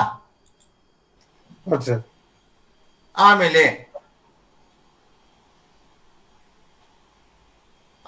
ಶಾಂತಿ ಸಹಕಾರದ ಅವಶ್ಯಕತೆ ಇರೋದನ್ನ ಹೇಳುವಂಥದ್ದು ಇದರ ಒಂದು ಸ್ವಾರಸ್ಯ ಮತ್ತು ಉದ್ದೇಶ. ಗೊತ್ತಾಯ್ತಪ್ಪ? ಗೊತ್ತಾಯ್ತು ಸರ್. ಈಗ ಗೊತ್ತಾಯ್ತಾ ಸಂದರ್ಭ ಯಾವ ರೀತಿ ಬರಿಬೇಕು ಅಂತ ಅಂದ್ಬಿಟ್ಟು? ನಿನ್ನ ಹತ್ರ ಇದೆ. ಈಗ ಒಂದ್ ಟೈಮ್ ಸೂಕ್ಷ್ಮವಾಗಿ ನೀನ್ ಗಮನಿಸ್ಬೇಕಾಗತ್ತೆ. Okay sir. ಓಕೆ, ಇನ್ನ ನಮ್ಮ ಹಿರಿಯರು ಏನ್ ಹೇಳ್ತಾರೆ ನೋಡೋಣ ನಿನ್ನ ಪ್ರಶ್ನೆಗೆ ಉತ್ತರ. ಗಿರಿ ಸರ್, ದಿವಾಕರ್ ಸರ್, ಮತ್ತೆ ಇನ್ನು ಯಾರಾದ್ರೂ ಹಿರಿಯರು ಶಿಕ್ಷಕರು ಇದ್ದೀರಾ? ಅವರು ಈ ಮಗುವಿಗೆ ಏನಾದ್ರೂ ಸಂದೇಶ ಕೊಡುವಂತಹದ್ದು ಅಥವಾ ಹಿತ ನುಡಿ ಹೇಳುವಂತಹದ್ದು ಅಥವಾ ಧೈರ್ಯದ ಮಾತು ಹೇಳುವಂತದ್ದು ಇದ್ರೆ ಹೇಳ್ಬೋದು. Hello Diwakar sir. ಕೇಳಿಸ್ತಿದೆಯಲ್ಲ? ಹಾ, ಕೇಳ್ತಾ ಇದೆ ಸರ್. ಅದೇ ಓನ್ ಸೆಂಟೆನ್ಸ್ ಅಲ್ಲಿ ಬರೀಬಹುದಾ ಅಂತ ಕೇಳ್ತಾ ಇದ್ರಲ್ಲ ಕುಶಾಲ್? ಹೌದು ಸರ್, ಹೌದು ಸರ್. ಏನೇ ಇದ್ರೂ ಕೂಡ ಅದು ಮೀನಿಂಗ್ ಮೇಕಿಂಗ್ ಅಲ್ಲಿ ಇರ್ಬೇಕಷ್ಟೇ. ಆ ಒಂದು ಪ್ರಶ್ನೆಗೆ ಸರಿಯಾಗಿ ಉತ್ತರ ಇರಬೇಕು. ಈಗ ಇಲ್ಲಿ ತುಂಬಾ ಮಕ್ಕಳು ನಾವು ಇವ್ಯಾಲ್ಯೂಯೇಷನ್ ಹೋದಾಗ ನೋಡ್ತಾ ಇರ್ತೀವಿ ಏನು ಅಂದ್ರೆ ಈಗ ಹೊಸ ಭರವಸೆಗಳ ಏನು ಕಟ್ಟೋಣ ಅದ್ರ ಉತ್ತರಕ್ಕೆ ಬೇರೆ ಯಾವುದೋ ಉತ್ತರ ಬರೀತಾರೆ. ಅದಾಗಬಾರ್ದು. ಅದು ಬೇಕಾದ್ರೆ ನಿಮ್ಮ ಓನ್ ವರ್ಡ್ಸ್ ಅಲ್ಲಿ ಇದ್ರೂ ಸಹ ಆ ಪ್ರಶ್ನೆಗೆ ಪೂರಕ ಆಗಿರ್ಬೇಕು ಉತ್ತರ. ಹಾಗಿದ್ರೆ ಖಂಡಿತವಾಗೂ ಕೊಡ್ತಾರೆ, ಯಾಕಂದ್ರೆ ಅದು ನಿಮ್ ಕ್ರಿಯೇಟಿವಿಟಿ ಅಲ್ಲ, ಕಲಿತಾ ಇರ್ತದೆ ಅಂತ. ಓಕೆನಾ? ಆದ್ರೆ ಅದು ಆ ಪ್ರಶ್ನೆಗೆ ಉತ್ತರ ಪೂರಕವಾಗಿ ಇರ್ಬೇಕಾಗ್ತದೆ. ಗೊತ್ತಾಯ್ತಲ್ಲ? ಗೊತ್ತಾಯ್ತು ಸರ್. Thank you sir. ಮತ್ತೆ ಇನ್ನು ಏನಾದ್ರು ಪ್ರಶ್ನೆಗಳಿದೆಯಾ? ಇಲ್ಲ ಸರ್. ಸರ್, ಪಾಠ್ಯಾಧ್ಯಯನದಲ್ಲಿ ಹಳೆಗನ್ನಡ ಪ್ಯಾಸೇಜ್ ಬಂದ್ರೆ ಹೇಗ್ ಬರಿಬೇಕು ಸರ್? ಪಾಠದಲ್ಲ? ಹಾ ಸರ್. ಯಾವ್ದಿದೆ ಹಳೆಗನ್ನಡದಲ್ಲಿ ನಿನ್ಗೆ ಪಾಠದಲ್ಲಿ? ಶಬರಿದು ಒಂದು ಮಾತ್ರ ನಡುಗನ್ನಡದಲ್ಲಿ ಇದೆ. ಹಾ ಸರ್, ಶಬರಿ ಕೌರವೇಂದ್ರನ ಕೊಂದೆ ನೀನು sir. Passage sir, passage exam ನಲ್ಲಿ. ಓಕೆ ನೋಡು, ನಿನ್ಗೆ ಕೌರವೇಂದ್ರನ ಕೊಂದೆ ಅಲ್ಲಿ ಇಷ್ಟು ಬಿಟ್ಟು ಇನ್ನೇನು ಕೇಳಕ್ ಹೋಗಲ್ಲ. ನೋಡು, ಇಲ್ಲಿ ನಿನಗೆ ಗೊತ್ತಿದೆ ಅಲ್ವಾ ಯಾರು ಯಾರಿಗೆ.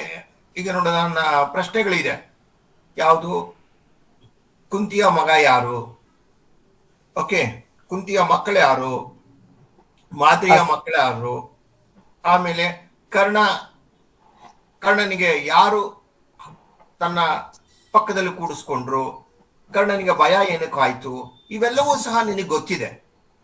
ನಿನ್ ಪ್ರಶ್ನೆ ಓದ ತಕ್ಷಣನೇ ಅದಕ್ಕೆ ನಿಂಗೆ ಸ್ಪಷ್ಟವಾದ ಉತ್ತರ ನಿನ್ನ ಮನಸ್ಸಿನಲ್ಲಿ ಮೂಡ್ತಾ ಹೋಗುತ್ತೆ. ಆಯ್ತಾ? ಗೊಂದಲಕ್ಕೆ ಅವಕಾಶ ಇರಲ್ಲ. ಆಯ್ತಾ ಕಂದು? ನಿನ್ನ ಹೆಸರೇನಪ್ಪ? ಶಶಾಂಕ್ ಸರ್. ಶಶಾಂತ್. ಎಲ್ಲಿ ಯಾವ ಊರ್ನವನಪ್ಪ ನೀನು?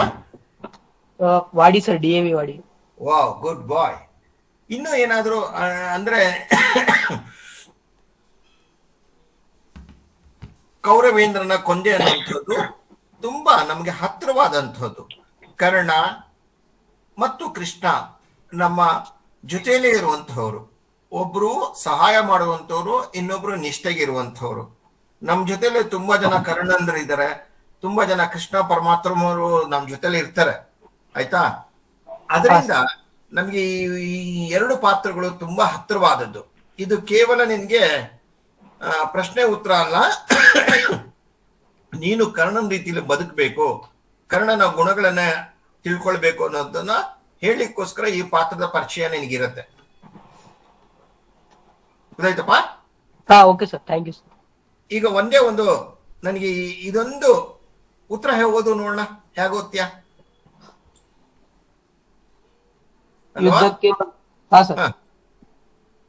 ಯುದ್ಧಕ್ಕೆ ಮೊದಲು ಶತ್ರುವಿನ ಬಲವನ್ನ ಕಡಿಮೆ ಮಾಡುವ ನಿಯಮದಂತೆ ಶ್ರೀಕೃಷ್ಣನು ಸೂರ್ಯಪುತ್ರ ಕರ್ಣನನ್ನ ತನ್ನ ರಥದಲ್ಲಿ ಅತಿಯಾದ ವಿಶ್ವಾಸ ಪ್ರೀತಿಯಲ್ಲಿ ಹತ್ತಿಸಿಕೊಂಡನು. ಅವನನ್ನ ಬಹು ಹತ್ತಿರದಲ್ಲಿ ತನ್ನ ಮೈ ತಾಕುವಂತೆ ಕೂಡಿಸಿಕೊಳ್ಳುವನು. ಈ ವರ್ತನೆಯಿಂದ ಕರ್ಣನು ಭಯಗೊಳ್ಳುವನು. ಕೃಷ್ಣ, ನೀನೇ ಈ ರಾಜ್ಯಕ್ಕೆ ರಾಜನಾಗುವನು. ಈ ವಿಚಾರ ನಿನಗೆ ತಿಳಿಯದು, ನಿನ್ನೊಂದಿಗೆ ನಮಗೆ ಭೇದವಿಲ್ಲ ಎಂದು ಹೇಳುವ ಮೂಲಕ ಮನದಲ್ಲಿ ಭಯವನ್ನ ಬಿತ್ತಿದನು. ಗುಡ್. ಈಗ ಹೇಳಪ್ಪ, ಇದು ನಿಂಗೆ ಅರ್ಥ ಆಯ್ತೋ ಇಲ್ಲೋ? ಹಾ ಸರ್, ಅರ್ಥ ಆಯ್ತು ಸರ್. ಅಂದ್ರೆ ಏನಂದ್ರೆ ಇಲ್ಲಿ ಯಾವ ರೀತಿ ಭಯ ಹುಟ್ಟಿಸ್ದ ಅವನು ಹುಟ್ಟಿಸ್ಲಿಕ್ಕೆ ಕಾರಣ ಏನಂದ್ರೆ ಅಲ್ಲಿ ತನಕ ಅವನು ಕರ್ಣ ಏನ್ ಅನ್ಕೊಂಡಿರ್ತಾನ, ನಾ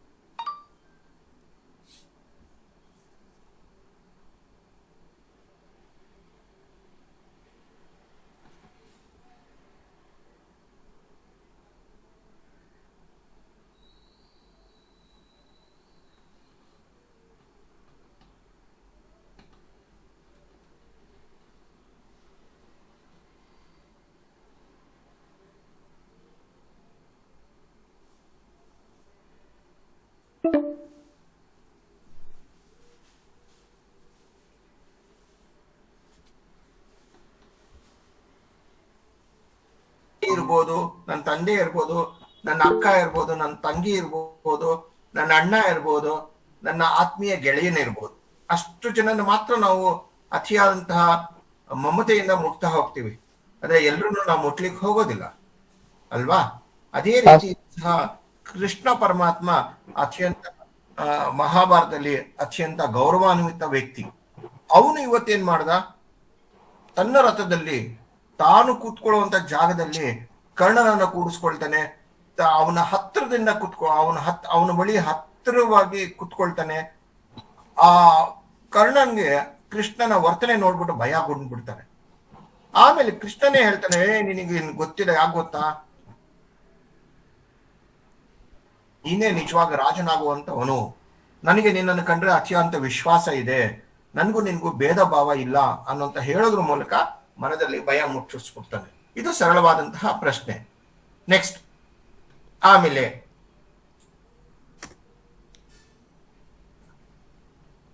ನೋಡಿ ಇನ್ನೊಂದು ಪ್ರಶ್ನೆ ಉತ್ತರ ಹೇಳ್ಬಿಡಪ್ಪ ಅಪ್ಪ ಕಂದ. ಹಾ ಸರ್, ಯಾವ್ದು? ಇದು ನಿನ್ಗೆ ಗೊತ್ತಿದೆ, ಕರ್ಣನ ಅನುಗ್ರಹ, ಹಾ ಸರ್. ಯಾರ ಅನುಗ್ರಹ. ಆಮಿಷವನ್ನು ಒಡ್ಡಿದಾಗ ಅವನ ಮನದಲ್ಲಿ ಯಾವ ಭಾವನೆ ಮೂಡ್ತು? ದುರ್ಯೋಧನನ ಶಕ್ತಿಯನ್ನು ಮುರಿಯಲು ಕರ್ಣನಿಗೆ ಹಲವಾರು ರೀತಿಯ ಆಮಿಷವನ್ನ ಶ್ರೀಕೃಷ್ಣನು ಒಡ್ಡಿದನು. ಇದರಿಂದ ಅವನ ಕುತ್ತಿಗೆ ಬಿಗಿಯಿತು, ಕಣ್ಣೀರು ಸುರಿಯಿತು, ದುಃಖ ಹೆಚ್ಚಾಯಿತು, ಕೌರವನಿಗೆ ಹಾನಿಯಾಯಿತು ಎಂದು ಯೋಚಿಸಿದನು. ಕೃಷ್ಣನ ವೈರತ್ವವು ಹೊಗೆಯನ್ನ ತೋರಿಸದೆ ಸುಡದೆ ಹೋಗುವುದಿಲ್ಲ. ತನ್ನ ಹುಟ್ಟಿನ ರಹಸ್ಯವನ್ನ ತಿಳಿಸಿ ನನ್ನನ್ನು ತನ್ನ ಯಜಮಾನನನ್ನು ಸಾಯಿಸಿದನು ಎಂದು ಮನದಲ್ಲಿಯೇ ಚಿಂತಿಸಿದನು. ಈಗೇನಾಯ್ತು? ಅವನ ಭಾವನೆ ಏನ್ ಮೂಡ್ತು? ಮಾತಾಡ್ಲಿಕ್ಕೆ ಆಗ್ತಾ ಇಲ್ಲ, ಕಣ್ಣೀರು ಸುರಿಸ್ತಾ, ದುಃಖ ಹೆಚ್ಚಾಯ್ತು.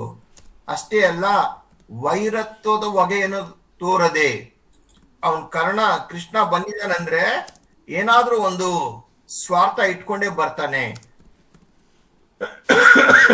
ಆಮೇಲೆ ಅವನನ್ನ ಮತ್ತು ತನ್ನ ಯಜಮಾನನನ್ನ ಇಬ್ಬರನ್ನು ಸಾಯಿಸ್ಬಿಟ್ಟ.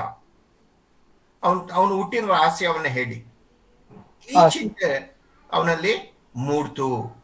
ಯಾವಾಗ ಕೃಷ್ಣ ಆಮಿಷ ಒಡ್ಡಿದಾಗ ಇಷ್ಟು ಭಾವನೆಗಳು ಮೂಡ್ತಾ ಹೋಗುತ್ತೆ. ಅರ್ಥ ಆಯ್ತಾ ಮಗನೆ? ಹಾ sir, thank you. Okay, next ಇನ್ನೊಂದು.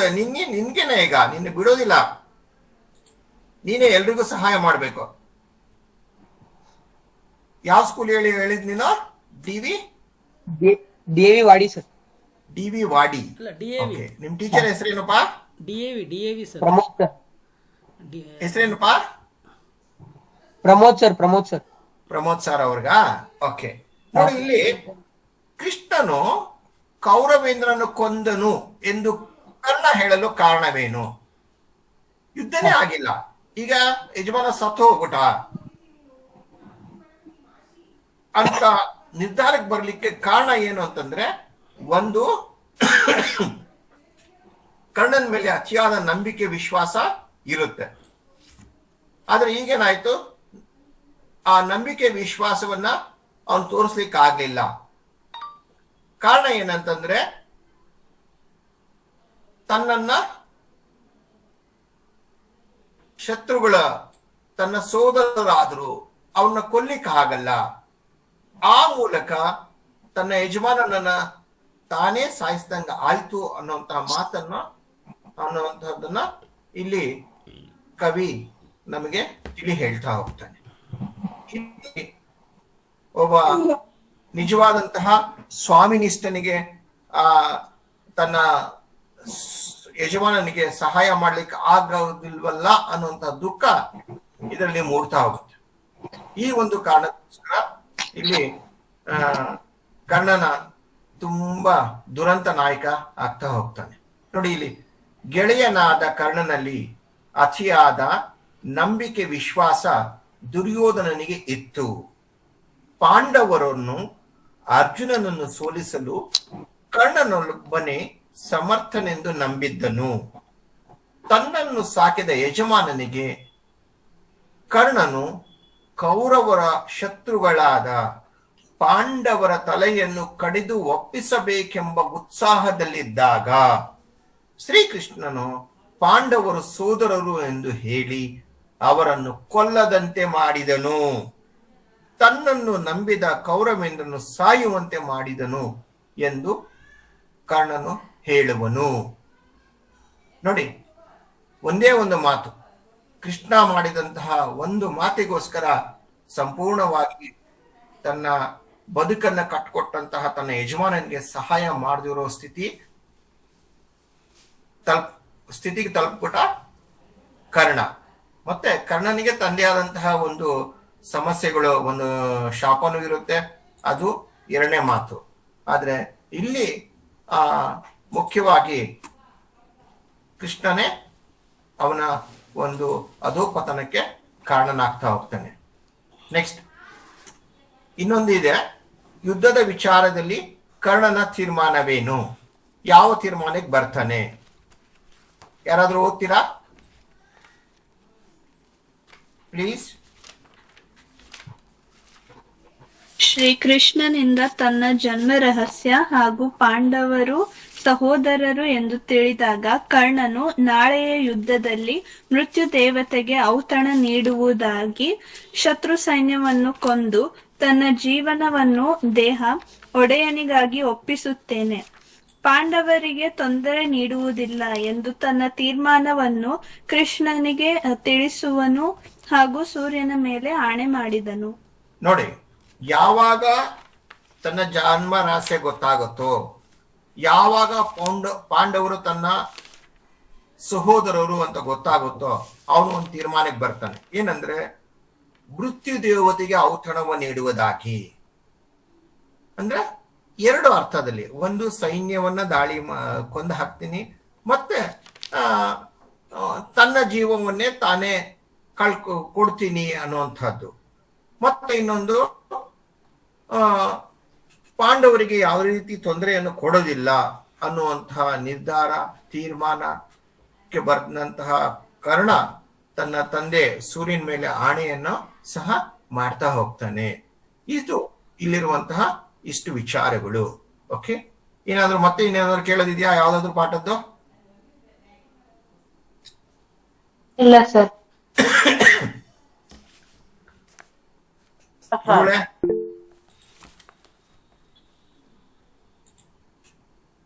ಗಿರೀಶ್ ಸರ್, ಸರ್ ಈ ಮಕ್ಕಳು ಏನು ಮಕ್ಕಳು ಈ ಲಾಸ್ಯ ಅನ್ನೋರು ಯಾರು ಇಲ್ಲಿ ಚಾಟ್ ಬಾಕ್ಸ್ ಅಲ್ಲಿ ಏನೋ ಡೌಟ್ಸ್ ಕೇಳ್ತಾ ಇದ್ದೀರಲ್ಲ, ಏನೋ ಪ್ಯಾಸೇಜ್ ಬಗ್ಗೆ ಏನಾದ್ರು ಪ್ರಶ್ನೆ ಇದೆಯಾ ಸರ್? ವಸಂತ ಮುಖ ತೋರಲಿಲ್ಲ ಆ ಚಾಪ್ಟರ್. ವಸಂತ ಮುಖ ತೋರಲಿಲ್ಲ, ಅದು ಪಠ್ಯಪೂರ್ವಕದ್ದಮ್ಮ. ಅದು ಏನ್ ಬೇಕು ಮಗನೆ ನಿನ್ಗೆ ಪುಟ್ಟಿದು? ಸರ್ ಅದು ಯಾರ್ಯಾರಿಗೆ ವಸಂತ ಮುಖ ತೋರಲಿಲ್ಲ ಅದು ಅರ್ಥ ಆಗಿಲ್ಲ ಸರ್. ಓಕೆಮ್ಮ, ಓಕೆಮ್ಮ. ಇಲ್ಲಿ ನೋಡಮ್ಮ, ಈಗ ಆ ಪಾಠದ ಪ್ರಶ್ನೆಯನ್ನೆಲ್ಲ ತೆಗೆದು ತೋರಿಸ್ತೀನಿ ನೋಡಮ್ಮ. ಹಾ ಸರ್.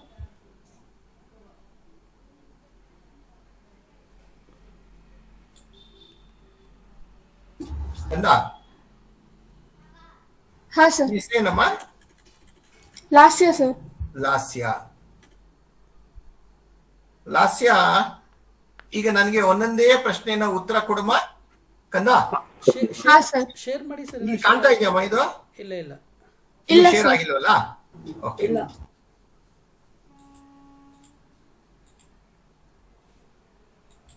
ಶೇರ್ ಆಯ್ತಮ್ಮ ಇದು? ಹಾ ಸರ್. ಓಕೆ. ಪುಟ್ಟ ಪೋರಿ ಏನು ಮಾಡುತ್ತಿದ್ದಳು? ಏನ್ ಮಾಡ್ತಾ ಇದ್ಲಮ್ಮ? ಸರ್ ಮುಸುರೆ ತಿಕ್ಕುತ್ತಿದ್ದಾಳೆ.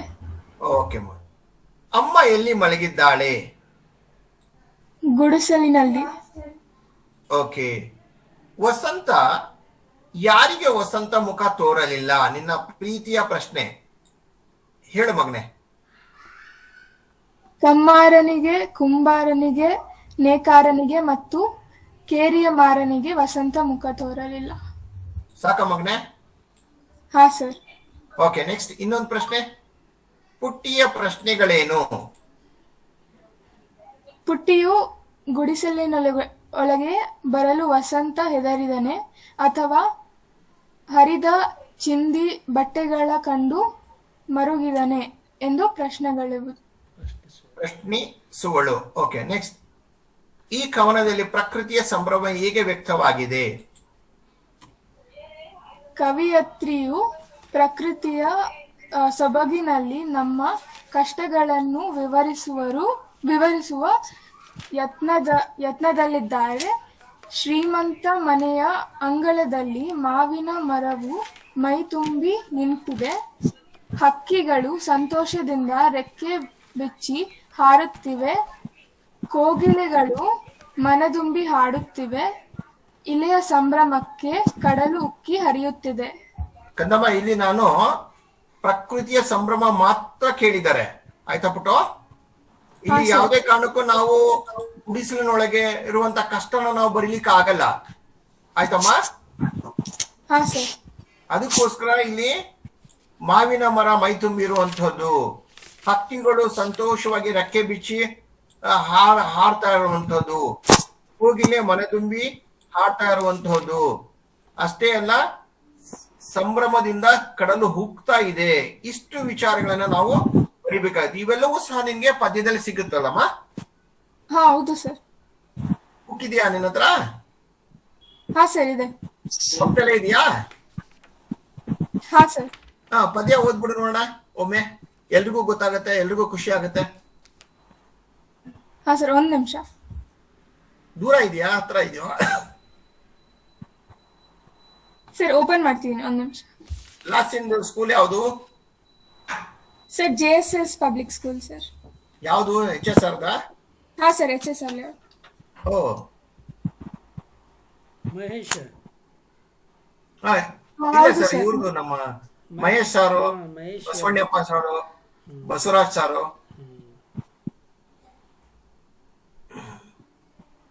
ಸರ್ ಫುಲ್ ಪದ್ಯ ಓದ್ಬೇಕಾ?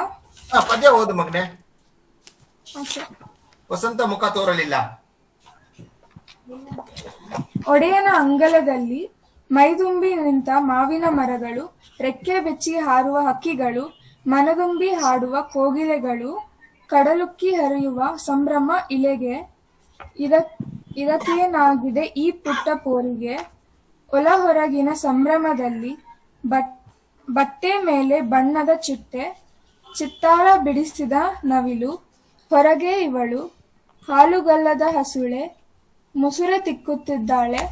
ಬಾಗಿಲಲ್ಲಿ ಬಳುಕುವ ಮಾವಿನೆಳೆಯ ತೋರಣ, ಮಲ್ಲಿಗೆ ಹೂವಲಿ ಬರುವ ಮುಗ್ಗುಳು ನಗೆ, ಹೊಳೆವ ರಂಗೋಲಿಯಲ್ಲಿ ಥಳಥಳಿಸುವ ಬಾಲರವಿಯ ಕಂಡು ಮೂಕ ವಿಸ್ಮಿತಳಾದ ಪುಟ್ಟಿ ಮತ್ತೆ ಮತ್ತೆ ನೋಡುತ್ತಿದ್ದಾಳೆ. ಗುಡಿಸಲಿನಲ್ಲಿ ಗೂರುತ್ತ ಅಮ್ಮ ಮಲಗಿದ್ದಾಳೆ. ತೂತು ಬಿದ್ದ ಸೀರೆಯಲ್ಲಿ ಬಾಲರವಿ ಸೊರಗಿದ್ದಾನೆ. ಸುಣ್ಣ ಕಾಣದ ಗೋಡೆಗಳು ಮುಖ ಮುಚ್ಚಿಕೊಂಡಿವೆ. ಕತ್ತಲೆ ಗವ್ವೆನ್ನುವ ಗುಡಿಸಲೊಳಗೆ ಬರಲು ವಸಂತನಿಗೆ ಹೆದರಿಕೆ. ಕಮ್ಮಾರನ ಕುಲುಮೆ ಉರಿಯಲಿಲ್ಲ. ಕುಂಬಾರನ ತಿರುಗಲಿಲ್ಲ. ನೇಕಾರನ ಮಗ್ಗ ಉಸಿರಾಡಲಿಲ್ಲ. ಕೇರಿಯ ಮಾರನ ಒಲೆ ಹೊತ್ತಲಿಲ್ಲ. ಇವರಾರಿಗೂ ವಸಂತ ಮುಖ ತೋರಲಿಲ್ಲ. ಗುಡಿಸಲೊಳಗೆ ಬರಲು ವಸಂತ ಹೆದರಿದನೆ. ಹರಿದ ಚಿಂದಿ ಬಟ್ಟೆಗಳ ಕಂಡು ಅವನು ಮರುಗಿದನೆ. ಪ್ರಶ್ನಿಸಿಕೊಳ್ಳುತ್ತಾಳೆ ಪುಟ್ಟಿ, ಮತ್ತೆ ಮತ್ತೆ ನೆಲವ ತಟ್ಟಿ. Good girl. ಕಂದಮ್ಮ ನೋಡಮ್ಮ, ನೀನ್ ಪದ್ಯ ಓದ್ದಲ್ಲಮ್ಮ, ನೀನು 2 ಪ್ರಶ್ನೆ ಕೇಳಿದೆ. ಒಂದು, ಯಾರಿಗೆ ವಸಂತ ಮುಖ ತೋರಲಿಲ್ಲ? ಅಲ್ಲಿ ಇದೆಯಲ್ಲಮ್ಮ, ಯಾರಿಗೆ ಮುಖ ವಸಂತ ತೋರಲಿಲ್ಲ? ನಿನ್ನೆ ಹೇಳಮ್ಮ, ಈಗ ಪದ್ಯ ಓದ್ದಲ್ಲ. ಕುಂಬಾರನಿಗೆ ಮತ್ತು ನೇಕಾರನಿಗೆ ತೋರಲಿಲ್ಲ ಸರ್. Good girl. ಈಗ ಡೌಟ್ ಕ್ಲಿಯರ್ ಆಯ್ತಮ್ಮ? ಹಾ ಸರ್. ಆಮೇಲೆ ಪ್ರಕೃತಿಯ ಸಂಭ್ರಮ ಮೊದಲನೇ ಪ್ಯಾರಾಗ್ರಾಫ್ ಅಲ್ಲಿ ಇದೆಯಲ್ಲಮ್ಮ, ಮಾವಿನ ಮರದ್ದು, ರೆಕ್ಕೆ ಬಿಚ್ಚಿ ಹಾರುತ್ತಿರುವಂತದ್ದು, ಕೋಗಿಲೆ ಮನೆದುಂಬಿ ಹಾಡುವಂತದ್ದು, ಇಳೆಗೆ ಸಂಭ್ರಮ, ಕಡಲು ಉಕ್ಕುವಂತದ್ದು, ಇವೆಲ್ಲವೂ ಸಹ ಪ್ರಕೃತಿಯ ಸೌಂದರ್ಯವನ್ನ ಹೇಳುವಂತಹದ್ದು. ಓಕೆ ಕಂದಮ್ಮ, ಈಗ ವಸಂತ ಮುಖ ತೋರಲಿಲ್ಲ ಖುಷಿ ಅನಿಸ್ತೋ ಅಥವಾ ಕಷ್ಟ ಅನಿಸ್ತೋ ಅಥವಾ ಇನ್ನೂ ಏನಾದ್ರು ಅನುಮಾನಗಳಿದೆಯೋ? ಸರ್ 1 ನಿಮಿಷ ಸರ್. ನಮಸ್ತೆ ಸರ್. ನಮಸ್ತೆ ಅಮ್ಮ. ಸರ್, ಈ ಲಾಸ್ಟ್ ಇಯರ್ ಕ್ವೆಶ್ಚನ್ ಪೇಪರ್ ಇಂದ ಈ ತರ ಕ್ವೆಶನ್ಸ್ ಕೇಳ್ತಾ ಇಲ್ಲ. ಇಲ್ಲಿ ಸ್ಯಾಂಪಲ್ ಪೇಪರ್ ಅಲ್ಲಿ ನೋಡಿದಾಗ ಕಮ್ಮಾರನ ಕುರಿಮೆ ಉರಿಯಲಿಲ್ಲ, ಕುಂಬಾರನ ತಿಗುರು ತಿರುಗಲಿಲ್ಲ, ನೇಕಾರನ ಮಗ ಉಸಿರಾಡಲಿಲ್ಲ. ಅದನ್ನ ಮ್ಯಾಚ್ ಮಾಡಕ್ ಕೇಳಿದಾರಲ್ಲ ಸರ್. ಸೊ ಈ ರೀತಿ ಪ್ರಶ್ನೆಗಳು ಸಿಗುತ್ತೆ. ಈಗ ಕೇಳ್ತಾ ಇರೋದು ನಾವು ಅದು MCQ MCQs, ಅದೇ ಬಹು ಆಯ್ಕೆ. ಹೌದಮ್ಮ, ಆದ್ರೆ ಮಗು ಕೇಳಿದಕ್ಕೆ ಉತ್ತರ ಕೊಟ್ಟಿದೀವಮ್ಮ. ಓ ಸರಿ ಸರಿ ಸರ್. ಸೊ ಇದು ಕೆಲವೊಂದು ಕ್ವೆಶನ್ಸ್ ಇದ್ರೆ ಕೊಡ್ತೀರಾ ಸರ್, ಅದು ರಿವಿಷನ್ ಮಾಡ್ಕೊಳ್ಳೋದಕ್ಕೆ ಅಂತ ಅಂದ್ಬಿಟ್ಟು. ಹೌದಮ್ಮ, ಸರಿ ಅಮ್ಮ. ಆಮೇಲೆ ನೀವು ಮೆಸೇಜ್ ಮಾಡಿ ಇಲ್ಲ ಕಾಲ್ ಮಾಡಿ, ನಿಮ್ಗೆ ಏನ್ ಬೇಕೋ ನಮ್ಗೆ ಸಹಾಯ ಮಾಡ್ತೀವಮ್ಮ. ನನ್ಗಾದ್ರೂ ಮಾಡಿ, ದಿವಾಕರ್ ಸರ್ಗಾದ್ರೂ ಮಾಡಿ ಅಥವಾ ಗಿರೀಶ್ ಪಾಟೀಲ್ರಿಗಾದ್ರೂ ಮಾಡಿ, ನಮ್ ಕಡೆ ಏನ್ ಸಹಾಯ ಬೇಕೋ ನಾವು ಕೊಡ್ತೀವಮ್ಮ. ಇಲ್ಲಾಂದ್ರೆ ಅಲ್ಲ, ಇವಾಗ ಹೇಳಿದ್ರೆ ಸರ್, ಇವಾಗ ಬೇರೆ ಇದು ಪ್ರಶ್ನೆ ಪೂರಕದಲ್ಲೂ ಬಹು ಆಯ್ಕೆ ಈ ತರ ಕೊಡ್ತಾರಲ್ಲ ಸರ್, ಬಹು ಆಯ್ಕೆ ಪ್ರಶ್ನೆಗಳು ಬೇಕಾ ನಿಮ್ಗೆ? ಅವಾಗ ಮಕ್ಕಳು ತುಂಬಾ ಕನ್ಫ್ಯೂಸ್ ಆಗ್ತಾ ಇದಾರೆ ಸರ್. ಇವಾಗ ಬೇರೆ ಅದ್ರಲ್ಲೂ ಅಷ್ಟೇ ಸ್ವಲ್ಪ ಕನ್ಫ್ಯೂಸ್ ಆಗಿದೆ. ಸೊ ಅದನ್ನ ಸ್ವಲ್ಪ ಹೇಳ್ಕೊಟ್ರೆ ಅನುಕೂಲ ಆಗತ್ತೆ ಅಂತ. ತಾವು ಯಾವ ಸ್ಕೂಲ್ ಅಮ್ಮ? ಸರ್ ಗೀತಾಂಜಲಿ ವಿದ್ಯಾಲಯ ಸರ್. ಗೀತಾಂಜಲಿ ವಿದ್ಯಾಲಯ. ತಮ್ಮ ಹೆಸರಮ್ಮ? ಶೋಭಾ ಮ್ಯಾಮ್ ಅಂತ ಅನ್ಬಿಟ್ಟು. ಶೋಭಾ ಮೇಡಮ್. ಓಕೆ. ಈಗ ನಿಮ್ಗೆ MCQ ಬೇಕಾ? MCQs ಸರ್, ಬಹು ಆಯ್ಕೆ ಪ್ರಶ್ನೆಗಳು ಇಲ್ಲಿ ಸ್ಯಾಂಪಲ್ ಪೇಪರ್ ಅಲ್ಲೆಲ್ಲ ಕೊಟ್ಟಿದಾರಲ್ಲ ಸರ್. ಒಂದ್ ನಿಮಿಷಮ್ಮ.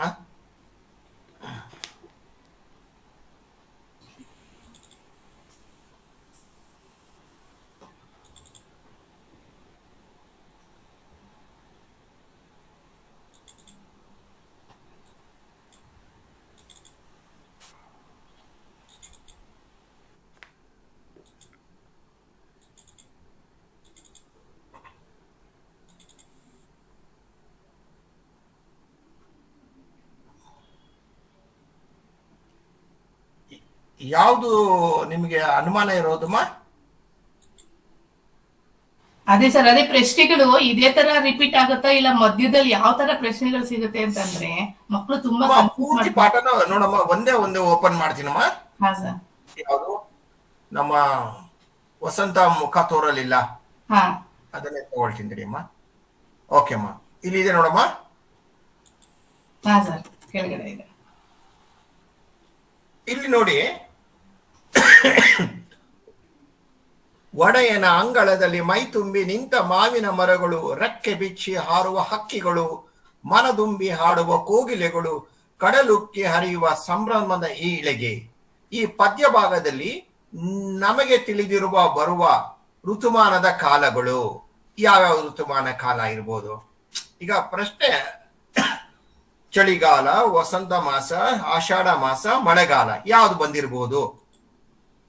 ಇದು ನೇರವಾಗಿ ಎಲ್ಲಿನೂ ಸಹ ಅಲ್ಲಿ ಕಾಣೋದಿಲ್ಲ. ಇವೆಲ್ಲವೂ ಸಹ ಈ MCQ ಇದೆಯಲ್ಲಮ್ಮ, MCQ ಅನ್ನುವಂಥದ್ದು ಜನಕ್ಕೆ, ಮಕ್ಕಳಿಗೆ ಸುಲಭ ಅನ್ಕೊಂತಾರೆ. ಅದು ನಿಜವಾಗ್ಲೂ ಸಹ ನಮ್ಮ ಬೌದ್ಧಿಕತೆ, ನಾವು ಅರ್ಥ ಯಾವ ರೀತಿ ಮಾಡ್ಕೊಂಡಿದೀವಿ, ನಮಗೆ ಆ ವಿಚಾರದ ಜೊತೆಗೆ ಸುತ್ತಮುತ್ತಿನ ವಿಚಾರವನ್ನ ತಿಳ್ಕೊಂಡಿದೀವೋ ಇಲ್ವೋ ಅನ್ನೋದನ್ನ ಗುರ್ತಿಸ್ಕೊಳ್ಳಿಕ್ಕೋಸ್ಕರ MCQ ಇದೆ ಅಮ್ಮ. ಇದರಲ್ಲಿ ನೇರವಾಗಿ 4 ರೀತಿಯ ಪ್ರಶ್ನೆಗಳಿದೆ. ಒಂದು ನೇರವಾದ ಉತ್ತರ, ಆ ಉತ್ತರಕ್ಕೆ ಪ್ರತಿಸ್ಪರ್ಧಿಯಾಗಿ ಅನುಮಾನ ಹುಟ್ಟಿಸುವಂತ ಇನ್ನೊಬ್ರು ಇರ್ತಾರೆ. ಮೂರನೇವರು ಆಟಕ್ಕುಂಟು ಲೆಕ್ಕಕ್ಕಿಲ್ಲದೆ ಇರುವಂತಹ ಒಂದು ಉತ್ತರ ಇರುತ್ತೆ.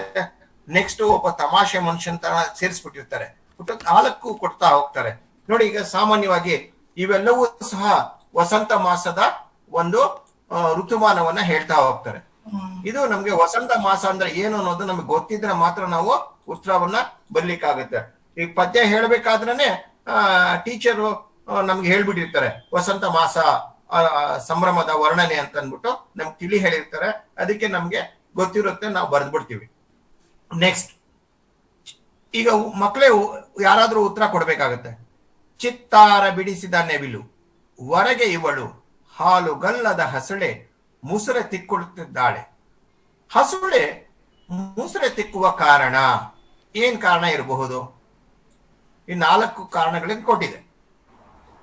ಆಕೆ ಒಡೆಯ ಮನೆಯಲ್ಲಿ ಕೆಲಸ ಸರ್, ಸಿ ಆಪ್ಷನ್.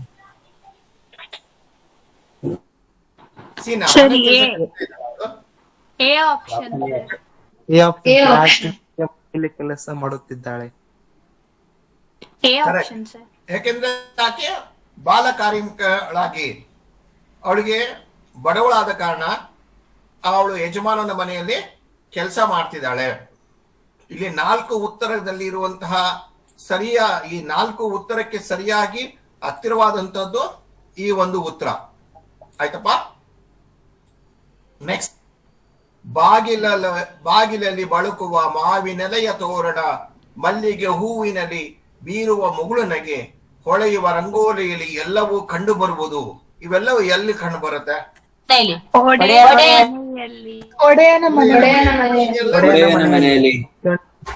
ನೋಡಿ, ಇಲ್ಲಿ ಈ MCQ ಅನ್ನುವಂಥದ್ದು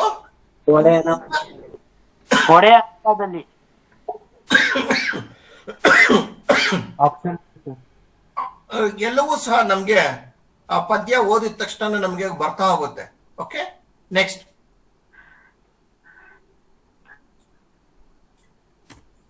ಇಲ್ಲೇನಾಗಿದೆ?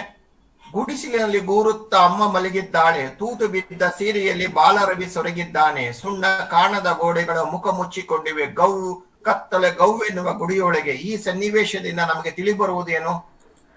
ಬಡವರ ಮತ್ತು ಬಡತನದ ಕಷ್ಟ. ಆಪ್ಷನ್ ಎ, ಬಡವರ ಮತ್ತು ಬಡತನದ ಕಷ್ಟ. Option A. ನನ್ನ ಪ್ರಕಾರ ಇದಪ್ಪ ಸರಿ ಉತ್ತರ.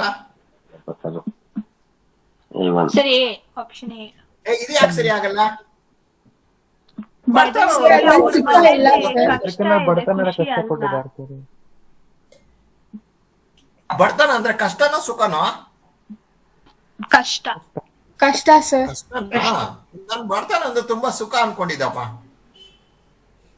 ಓಕೆ, ನೀವ್ ಹೇಳಿದ್ದು ಸರಿ.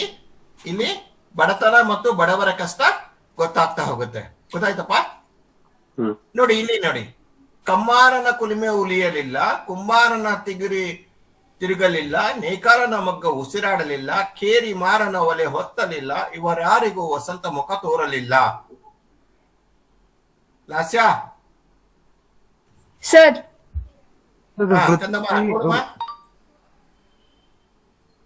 ಸರ್, ಅದು ವೃತ್ತಿ ಬಾಂಧವರ ಅಂದ್ರೆ ಏನಪ್ಪ? ವೃತ್ತಿ ಈ ಪದ್ಯ ಭಾಗದಲ್ಲಿ ಬಂದಿರುವ ವೃತ್ತಿ ಬಾಂಧವರ ಕಾಯಕ ಅಂದ್ರೆ ಏನ್ ಸರ್? ವೃತ್ತಿ ಅಂದ್ರೆ ಕೆಲಸ, ಬಾಂಧವರು ಅಂದ್ರೆ ನಮ್ಮ ಸಂಬಂಧಿಕರು.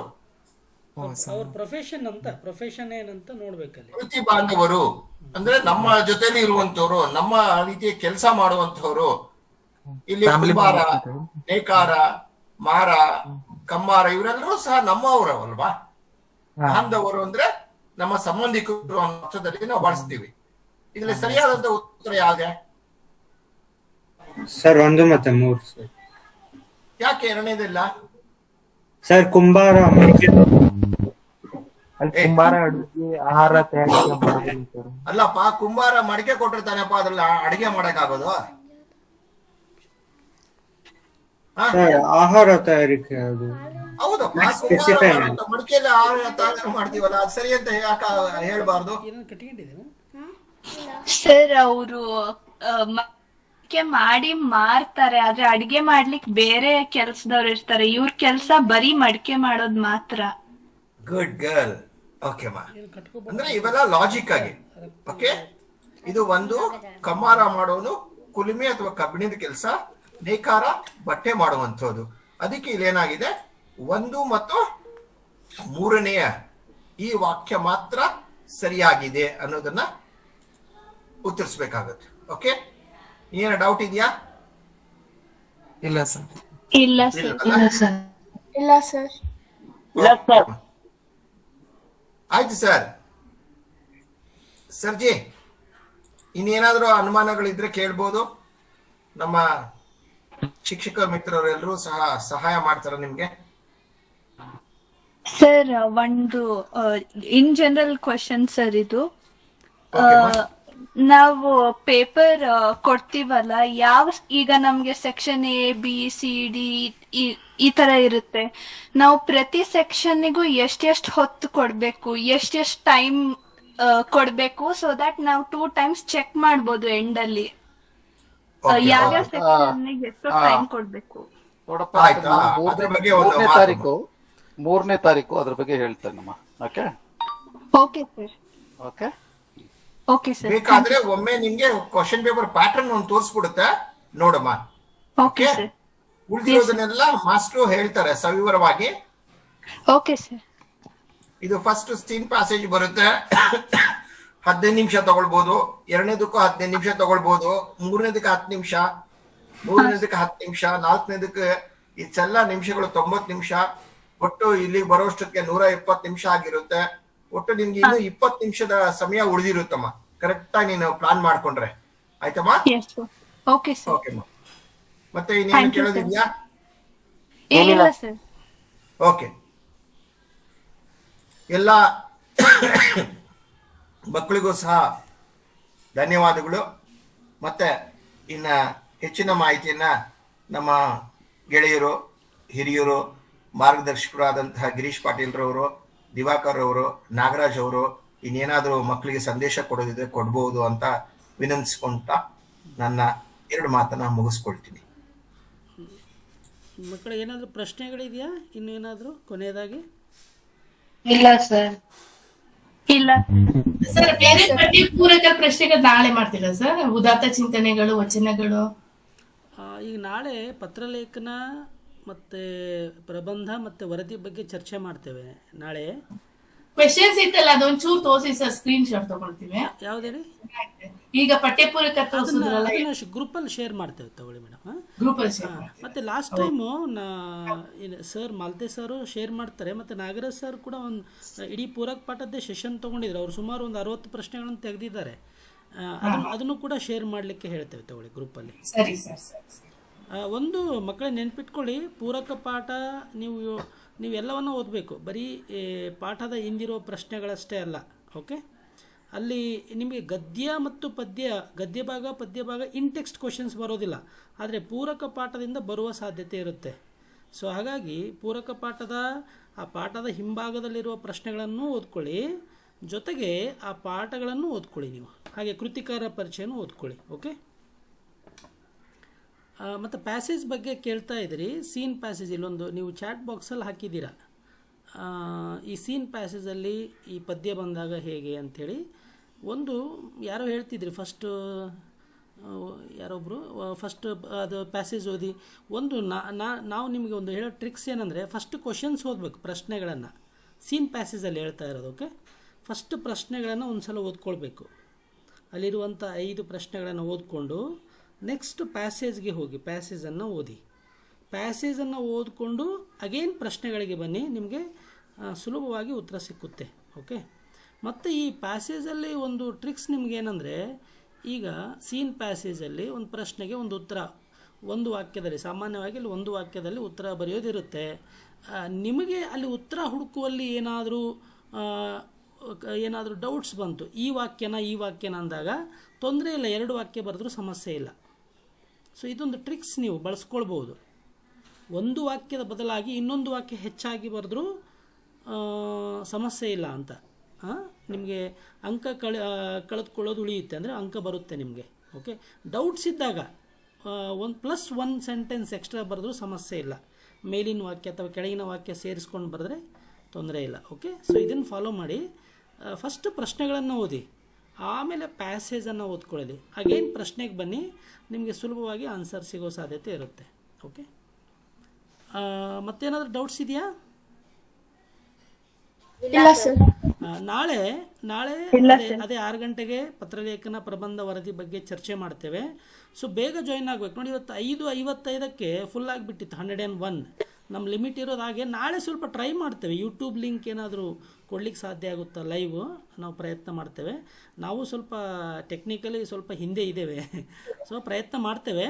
ಸೊ ಎನಿವೇ 5:50ಗೆ ಜಾಯ್ನ್ ಆಗಿ ನೀವು. ಸೊ ತಡವಾಗಿ ಬಂದವರು ಹಾಗೆ ವೇಟ್ ಮಾಡಬೇಕಾಗುತ್ತೆ ನೋಡಿ. ಸೊ ನಾಳೆ ಪತ್ರಲೇಖನ ಪ್ರಬಂಧ ವರದಿ. ನಾಡಿದ್ದು ಈಗ ದಿವಾಕರ್ ಸರ್ ಹೇಳಿದ್ರಲ್ಲ, ಅವರು ಡೌಟ್ ಕ್ಲಿಯರಿಂಗ್ ಸೆಷನ್ ಮತ್ತು ಒಳ್ಳೆ ಉತ್ತಮ ಅಂಕಗಳನ್ನು ಗಳಿಸೋದು ಹೇಗೆ ಬಗ್ಗೆ ಚರ್ಚೆ ಮಾಡ್ತೀವಿ ಅಂತೇಳಿ ನಾವು ಶೆಡ್ಯೂಲಲ್ಲಿ ಹಾಕಿದ್ದೇವೆ. ಅದು ಸ್ವಲ್ಪ ನಾವು ಚರ್ಚೆ ಮಾಡಿ ನಿಮಗೆ ತಿಳಿಸ್ತೇವೆ ನಾಳೆ. ಓಕೆ, ಆ ಸೆಷನ್ ಬಗ್ಗೆ. ಸರಿ, ಹಾಗಾದರೆ ಕ್ಲೋಸ್ ಮಾಡೋಣವಾ? ಸರ್ ಏನಾರು ಹೇಳ್ತೀರಾ? ದಿವಾಕರ್ ಸರ್, ನಾಗರಾಜ್ ಸರ್ ಏನಾರು ಹೇಳ್ತೀರಾ? ಇಲ್ಲ, ಒಟ್ಟಾರೆ ಇವತ್ತಿನ ಸೆಷನ್ ಚೆನ್ನಾಗಿ ಬಂತು. ಎಲ್ಲಾ ರೀತಿಯ ಸಂದೇಹಗಳನ್ನ ಅವರು ತುಂಬಾ ಕ್ಲಿಯರ್ ಮಾಡಿದ್ರು, ಮತ್ತೆ ಮಕ್ಕಳ ಮಟ್ಟಕ್ಕೆ ಅರ್ಥ ಆಗೋ ರೀತಿಯಲ್ಲಿ ಹೇಳಿದ್ರು. ಬಹುತೇಕ ಈ ಪದ್ಯ ಭಾಗದಿಂದ ಮಕ್ಕಳಿಗೆ ತುಂಬಾ ಕ್ಲಾರಿಟಿ ಸಿಕ್ಕಿದೆ ಅಂತ ನಾನು ಭಾವಿಸಿದೆ. ಬಟ್ ಏನಂದ್ರೆ ಇವ್ರದ್ದು ಸ್ಟಾರ್ಟಿಂಗ್ ಅಲ್ಲಿ ಮಕ್ಕಳು ಸ್ವಲ್ಪ ಎಮೋಜಿಸ್, ಒಂದು ಮೆಸೇಜಸ್ ಏನಾಗ್ತದೆ, ಇಲ್ಲಿ ನಾವು ದೊಡ್ಡ ಡಿಸ್ಪ್ಲೇ ನಲ್ಲಿ ಮಕ್ಕಳಿಗೆ ತೋರಿಸ್ತಾ ಇರ್ತೀವಿ. ಆ ಮೆಸೇಜಸ್ ಎಲ್ಲ ಕಾಣ್ತದೆ, ಅವ್ರು ಚಾಟ್ ಮಾಡೋದು, ರಾಹುಲ್ ಯಾರು, ನೀನ್ ಯಾರು ಅಂತೆಲ್ಲ ಅವೆಲ್ಲ ಬರ್ತದೆ. ಅದು ಸ್ವಲ್ಪ ಡಿಸ್ಟ್ರಾಕ್ಟ್ ಆಗ್ತದೆ.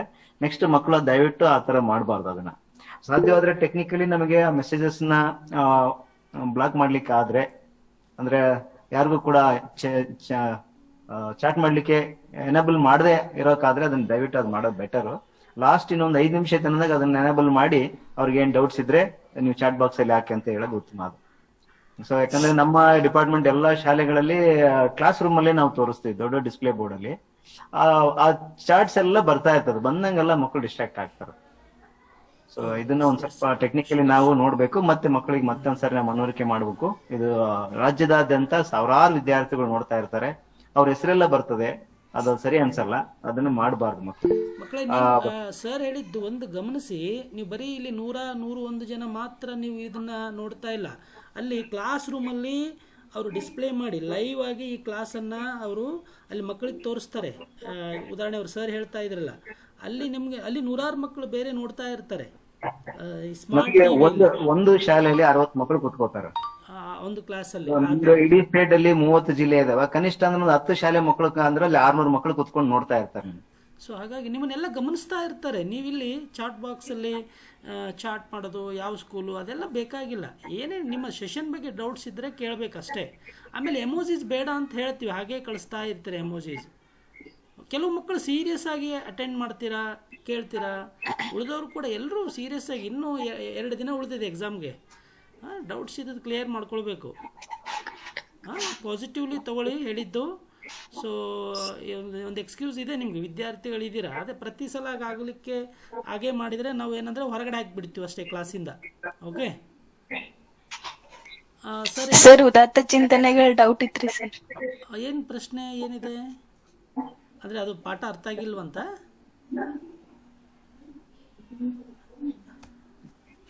ಓಕೆ, ನಾಡಿನ ಸರ್ ಜೊತೆಗೆ ಪ್ರಬಂಧ, ಪತ್ರಲೇಖನ, ವರದಿ ಜೊತೆಗೆ ಸಾಧ್ಯವಾದರೆ ಪಠ್ಯಪೂರ್ವಕವನ್ನು ತಗೊಂಡು ನಿಮಗೆ ಅನುಮಾನವನ್ನು ಬಗೆಹರಿಸುತ್ತೆ. ನಾಳೆ ದಿನ ಎಲ್ಲವನ್ನ ಇಟ್ಕೊಳ್ಳೋಣ, ಆಯ್ತಾ? ಸರಿ ಸರ್ ಹೇಳಿದಾಗೆ ನಾಳೆ ಸ್ವಲ್ಪ ನೋಡೋಣ. ಪತ್ರಲೇಖನ, ಪ್ರಬಂಧ, ವರದಿ ಜೊತೆಗೆ ಸರ್ ಹೇಳಿದಾಗೆ ಈ ಪೂರಕ ಪಾಠದ 1-2 ಪಾಠಗಳ ಬಗ್ಗೆ ಚರ್ಚೆ ಮಾಡಲಿಕ್ಕೆ ನೋಡೋಣ ಅಂತ. ಸರಿನಾ? ಓಕೆ. ದೇವಕರ್ ಸರ್ ಏನಾದ್ರು ಹೇಳೋದಿದೆಯಾ? ಇಲ್ಲಲ್ವಾ? ಓಕೆ, ಸರಿ ಸರಿ. ಹಾಗಾದರೆ ಮಲ್ತೇಶ್ ಸರ್, ತಮಗೆ ವಿಶೇಷವಾದ ಧನ್ಯವಾದಗಳು. ಸೊ ಹಾಗೆ ಭಾಗವಹಿಸಿದಂತಹ ಎಲ್ಲ ಪ್ರೀತಿಯ ವಿದ್ಯಾರ್ಥಿಗಳಿಗೆ, ನಮ್ಮ ಶಿಕ್ಷಕ ಬಂಧುಗಳಿಗೆ ಎಲ್ಲರಿಗೂ ಕೂಡ ಅನಂತ ಧನ್ಯವಾದಗಳು. ಶುಭವಾಗಲಿ, ಶುಭರಾತ್ರಿ. Thank you sir. Thank you sir. Thank you sir. Thank you sir. Thank you sir. Thank you sir. Thank you sir. Thank you sir. Thank you sir. Okay.